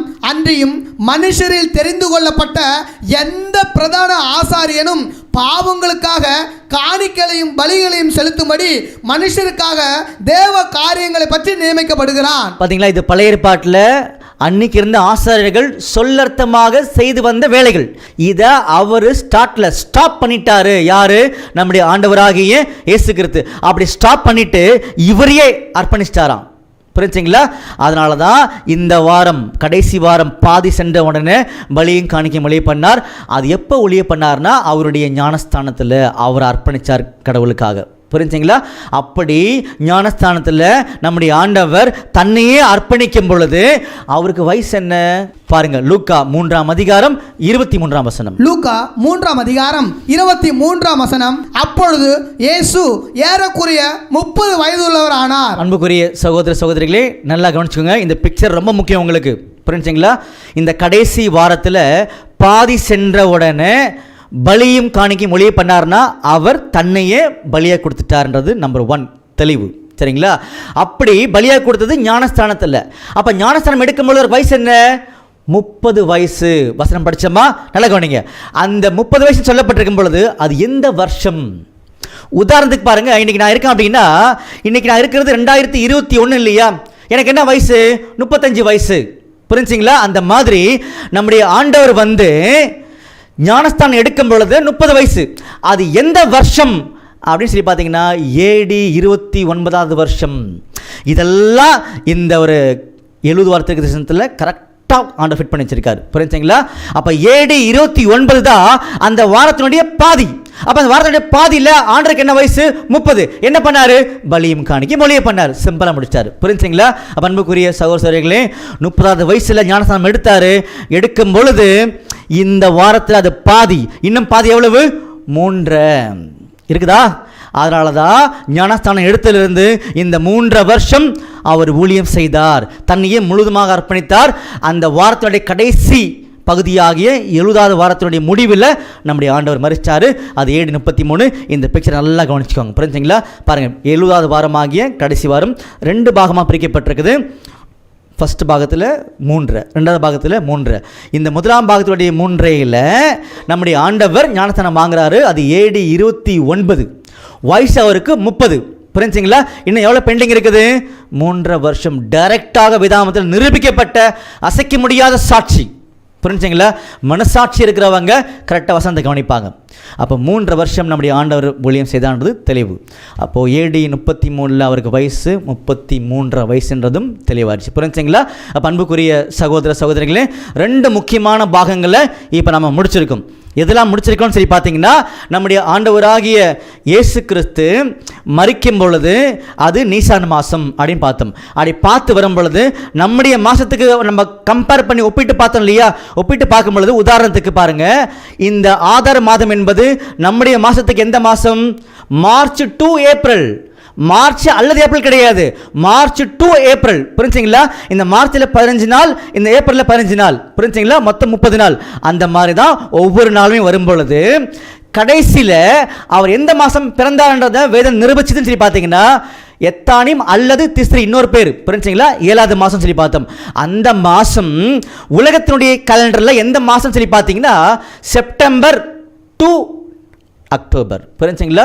September to October. செப்டம்பரில் 15, அக்டோபரில் 15. இந்த மாதத்தில் தான் அவர் பிறந்தார்.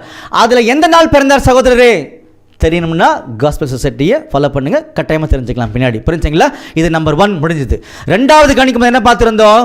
3 வருஷம் நம்முடைய ஆண்டவர் வந்து இந்த பூமியில் ஞானஸ்தானத்திலிருந்து ஊழியம் செய்தார்ன்றதை கேள்விப்பட்டிருக்கோம். இப்போ நிரூபிக்கப்பட்டிருக்குது. தானியேல் 9ஆம் அதிகாரத்தில் 24, 25 வச்சு நிரூபிக்கப்பட்டிருக்கு. புரிஞ்சுங்களா? 2 விஷயங்கள் முடிஞ்சிருச்சு. கிளியரா? பாருங்க, யோவான் 8ஆம் அதிகாரம் 32ஆம் வசனம் படிங்க. யோவான் 8ஆம் அதிகாரம் 32ஆம் வசனம், சத்தியத்தையும் அறிவீர்கள், சத்தியம் உங்களை விடுதலையாக்கும் என்றார். பார்த்தீங்களா? சத்தியத்தையும் அறிவீர்கள், சத்தியம் உங்களை விடுதலையாக்கும். அன்புக்குரிய சகோதர சகோதரிகளே, நம்முடைய வேதாமத்துக்குள்ளாக சொல்லப்பட்ட பிரம்மாண்டமான உண்மைகள் நம்முடைய ஆண்டவர் பிறந்த வருஷத்தினுடைய குறிப்புகள். புரிஞ்சுங்களா? இது தெரியாம தான் அநேகர் வந்து ஆண்டவர் நேசிக்கிறாங்க. ஆனாலும் அவங்களை ஆண்டவர் நேசித்தார். காரணம் என்னன்னா, அவர்கள் உண்மையாக தேடினார்கள். யாரு? நம்ம தான், கிறிஸ்தவர்கள். உண்மையாக தேடணும். ஆனால் நம்ம தேடின அந்த முறைமைகள் தவறுன்றதை இன்னைக்கு நம்முடைய செவிகள் கேட்க சொல்லிட்டார்.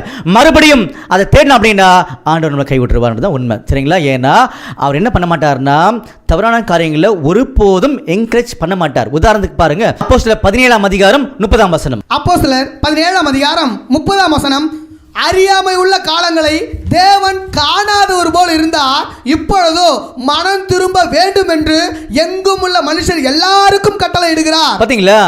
இதுக்கு முன்னாடி நமக்கு தெரியாம இருந்தோம் இல்லையா? நான் அப்படியே ஃபுல்லா மன்னிச்சிரேன்னு சொல்லிட்டார் ஆண்டவர். காரணம் என்னன்னா, அவருடைய கிருபை பெருசு, அவருடைய இரக்கங்கள் பெருசு. ஆனா இன்னைக்கு எல்லாருடைய காதுகளும் கேட்கும்படி செய்துட்டாரு. இன்னும் கொஞ்ச நாள்ல ஒட்டுமொத்த உலகமும் தெரிஞ்சுப்பாங்க, நம்முடைய ஆண்டவர் டிசம்பர் 25 பிறக்கலன்றதை மனப்பூர்வமாக ஏற்றுக்கொண்டுதான் ஆக வேண்டும். ஏன்னா அது சத்தியம். புரிஞ்சுங்களா? இது என்னைக்குமே மாறாது. அப்போ அந்த வகையில் நாம் வந்து வி ஆர் பிளஸ்ட் டுடே. புரிஞ்சுங்களா? அப்போ அடுத்து முக்கியமான 3ஆம் பாகத்துக்குள்ளாக கடந்து போக போகிறோம். 3ஆம் பாகம் என்னன்னு சொல்லி பார்த்தீங்கன்னா, நம்முடைய ஆண்டவர் எந்த வருடத்தில் பிறந்தார். 2 நிமிஷத்தில் குயிக்காக அந்த பாயிண்டை முடிச்சிடலாம். ஏன்னா நம்ம தேவையான இன்ஃபர்மேஷன் நம்ம கையில் இருக்குது, அதனால் நம்மளுக்கு கவலை கிடையாது. புரிஞ்சுங்களா? இப்போ நல்லா கவனிங்க, நம்முடைய ஆண்டவர் வந்து மரித்த வருடம் AD 33. கிளியர். எந்த மாதம்? நீசான். கிளியர். புரிஞ்சுங்களா? மரிக்கும் பொழுது அவருக்கு என்ன வயசு? 33. இப்போ தான் பார்த்து முடித்தோம். தானியேல் ப்ராஃபஸி வச்சு. கிளியரா? அப்போ ஏடி இங்கே இந்த பிக்சர் பாருங்க, நல்லா பாருங்க. ஏடி 33 அவருடைய வயசு 33.6, 33, சரிங்களா? அப்போ பின்னாடி வரணும் இல்லையா? அவர் பிறந்த அந்த வருடத்தை கண்டுபிடிக்கிறதுக்காக பின்னாடி வரணும் இல்லையா? பின்னாடி வாங்கலாம். அப்படியே நீங்கள் இந்த பிக்சர் பாருங்கள். ஃபுல்லாக அந்த வருஷனை எக்ஸ்பிளைன் பண்ணுறதுக்கு டைம் கிடையாது, நீங்களே பின்னாடி வாங்க. பாருங்கள், ஏடி 33 அவருக்கு வயசு 33. அடுத்து என்ன வரும்? பின்னாடி வந்தோம்னா ஏடி 32 வரும். அப்போ அவருக்கு என்ன வயசு? 33 வயசு. புரிஞ்சுங்களா? அப்படியே பின்னாடி வந்தீங்கன்னா இந்த பிக்சர் பாருங்க, நீங்களே கரெக்டாக புரிஞ்சுக்கலாம். BC 2 நம்முடைய ஆண்டவர் பிறந்தார். BC 2 நம்முடைய ஆண்டவர் பிறந்தான்றதா வேதாமத்துடைய சத்தியம். இதுதான் உண்மையை தவிர வேற எந்த காலப்பகுதியுமே கிடையாது. BC 4ன்றது 5 6ன்றது இதெல்லாம் தவறான காரியங்கள்ன்றத நம்முடைய ஆண்டவர் சொல்லிட்டார். இப்போ நம்ம பார்த்த இந்த காரியங்கள் எல்லாமே வேதாமத்துக்குள்ளே இருந்து நிரூபிக்கப்பட்ட காரியங்கள். புரிஞ்சுங்களா?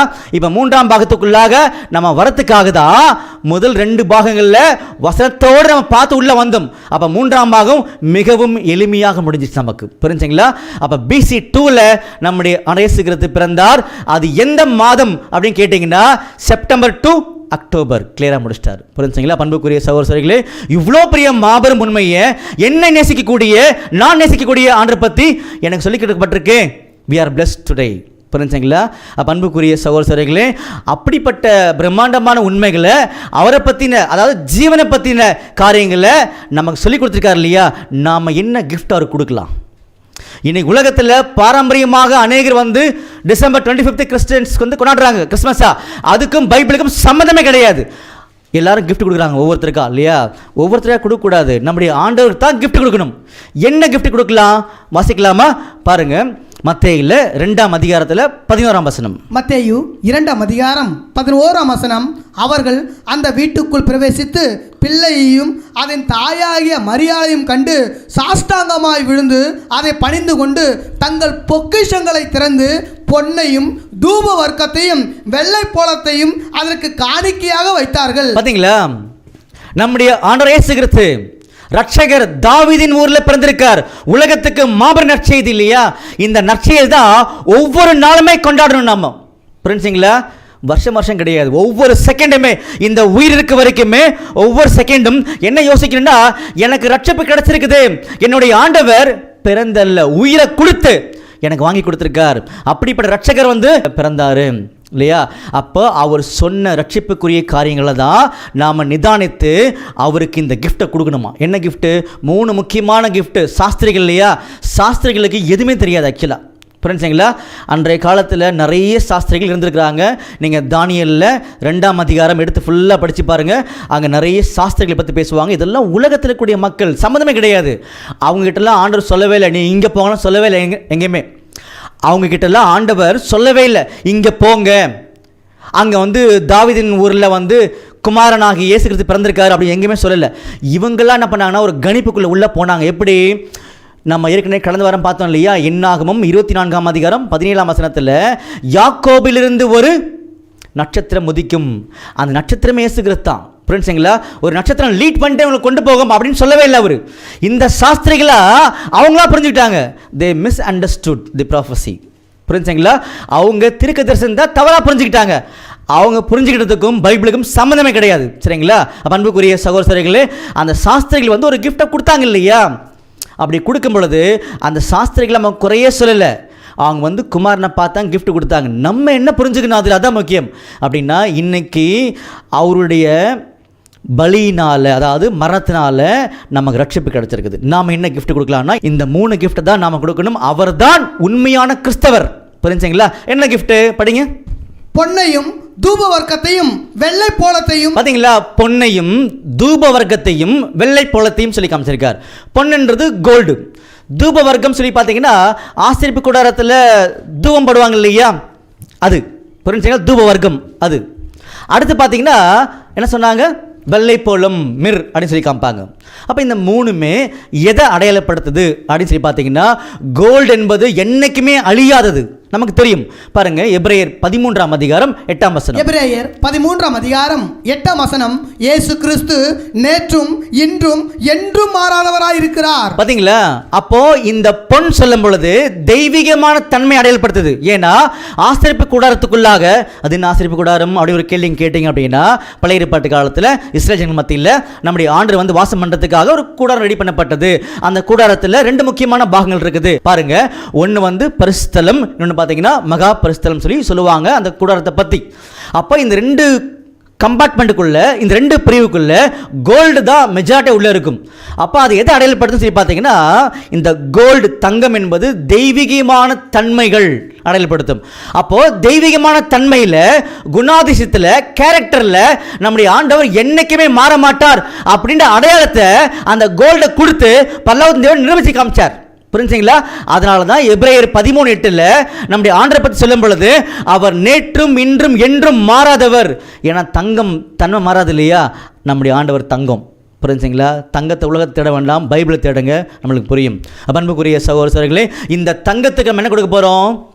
நம்மளும் கொடுக்க போகிறோம். அப்போ நாமளும் என்ன பண்ணக்கூடாதுன்னு சொல்லி பார்த்தீங்கன்னா, மற்ற புறஜாதிகள் தங்களுடைய வீணான சிந்தனையில் நடக்கிறது போல படிக்கலாம். பாருங்க, எபேசியர் 4ஆம் அதிகாரம் 17ஆம் வசனம். எபேசியர் 4ஆம் அதிகாரம் 17ஆம் வசனம், ஆதலால் கர்த்தருக்குள் நான் உங்களுக்கு சாட்சியாக சொல்லி எச்சரிக்கிறது என்னவெனில், மற்ற புறஜாதிகள் தங்கள் வீணான சிந்தனையிலே நடக்கிறது போல நீங்கள் இனி நடவாமல் இருங்கள். பார்த்தீங்களா? மற்ற புறஜாதிகள் யார் யாரெல்லாம் ஸ்டார் கட்டி கிறிஸ்மஸ் கொண்டாடுறாங்களோ அவங்க சொல்லிக்கார். இது யாருமே வந்து வேதனைப்படுத்துறதுக்கோ காயப்படுத்துறது கிடையாது. நம்முடைய ஆண்டவர் சொல்றாரு அது அப்படி இல்லை அப்படின்ட்டார். புரிஞ்சுங்களா? அப்ப ஆண்டவர் அன்பு செய்யறது என்ன அர்த்தம்னா, பிரமாணங்களுக்கு உண்மையா இருக்கிறது, பிரமாணங்களுக்கு கீழ்ப்படுகிறது, அதுதான் உண்மை. அதன் அடிப்படையில் மற்ற பிரஜாதிகள் தங்களுடைய வீணான சிந்தனையில் நடக்கிறது மாதிரி நாம் இனிமேல் நடக்கக்கூடாது. ஆண்டவர் ரெக்வெஸ்ட் வைக்கிறார். அப்படி என்ன அர்த்தம்னா, ஆண்டவர் தங்கம் இல்லையா, நாமளும் இந்த உண்மைகளை தெரிந்து கொண்டு என்னைக்குமே மாறக்கூடாது. இந்த காணிக்கையை தான் அவர் கொடுக்கணுமா? அப்ப நாமளும் நேற்றும் இன்றும் என்றுமே ஆண்டவர் மாறாதது மாதிரி நம்மளும் நம்முடைய குணாதிசயங்களில் மாறக்கூடாது. இந்த ஒரு கேரக்டரை யார் ஆண்டவர் கொடுக்குறாங்களோ அவர்கள் தான் மேசியாவை ஏற்றுக்கொண்டு அவருக்காக அழைக்கப்பட்டவர்களை தவிர வேற யாருமே கிடையாது. நம்பர் 1 முடிஞ்சிருச்சு. சரிங்களா? அடுத்து என்ன கிஃப்ட் கொடுத்தாங்க பாருங்க. மத்தேயுல 2ஆம் அதிகாரத்தில் 11ஆம் வசனம். மத்தேயு 2ஆம் அதிகாரம் 11ஆம் வசனம், பொன்னையும் தூப வர்க்கத்தையும். பார்த்தீங்களா? பொன் கொடுத்துட்டாங்க, நம்ம பார்த்துட்டோம். தூப வர்க்கம் நீங்கள் யாத்திராமத்தில் 27ஆம் அதிகாரம் படித்து பாருங்க. ஆசரிப்பு கூடாரத்தில் 2 கம்பார்ட்மெண்ட் பார்த்தோம் இல்லையா? முதலாவது ஒரு கம்பார்ட்மெண்ட்டில் ஒரு பகுதிக்கு என்ன பேருன்னா பரிசுத்த ஸ்தலம் சொல்லி பேர், 2வது பகுதிக்கு மகா பரிசுத்தலம் சொல்லி பேர். அப்போ முதலாவது பகுதியில் பார்த்தீங்கன்னா 3 முக்கியமான பொருள் இருக்கும். ஒன்று பார்த்தீங்கன்னா குத்து விளக்கு இருக்கும், 2வது பார்த்தீங்கன்னா அந்த மேஜை சமூக அப்பங்கள் இருக்கும், 3வது தூபவிடம் இருக்கும். புரிஞ்சுங்களா? இந்த தூபவிடத்தில் தான் இந்த ஒரு தூபார்க்கம் போடுவாங்க. அப்போ என்ன அர்த்தம்னா, நம்முடைய ஆண்டவர் இயேசு கிறிஸ்து இந்த பூமியில் ஒரு ஆசாரியனாக, அதாவது பிரதான ஆசாரியனாக வந்து அநேகரை வந்து தேவனுக்கிட்ட கொண்டு போய் சேர்ப்பாரு அப்படின்னு சொல்லி காமிச்சாங்க. இந்த உண்மையை இன்னைக்கு நாம ஏற்றுக்கொண்டிருக்கிறோம். அப்படி ஏற்றுக்கொண்டிருக்கும் பொழுது நாம் என்ன செய்யணும்? நம்முடைய அழைப்பு என்ன? 1 பேதுரு 2ஆம் அதிகாரம் 9ஆம் வசனம். 1 பேதுரு 2ஆம் அதிகாரம் 9ஆம் வசனம், நீங்களோ உங்களை அந்தகாரத்தினின்று தம்முடைய ஆச்சரியமான ஒளியினிடத்திற்கு வரவழைத்தவருடைய புண்ணியங்களை அறிவிக்கும்படி தெரிந்து கொள்ளப்பட்ட சந்ததியாயும் ராஜரீகமான ஆசாரிய கூட்டமாயும் பரிசுத்த ஜாதியாயும் அவருக்கு சொந்தமான ஜனமாயும் இருக்கிறீர்கள். பார்த்தீங்களா?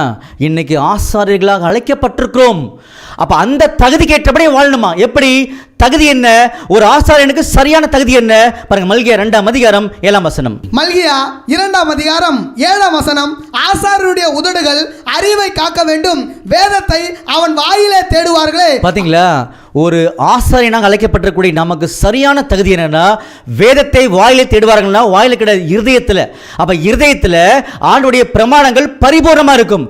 இப்படிப்பட்ட வாழ்க்கையை வாழும் பொழுது இதுதான் ஆண்டவருக்கு கிஃப்ட். புரிஞ்சுங்களா?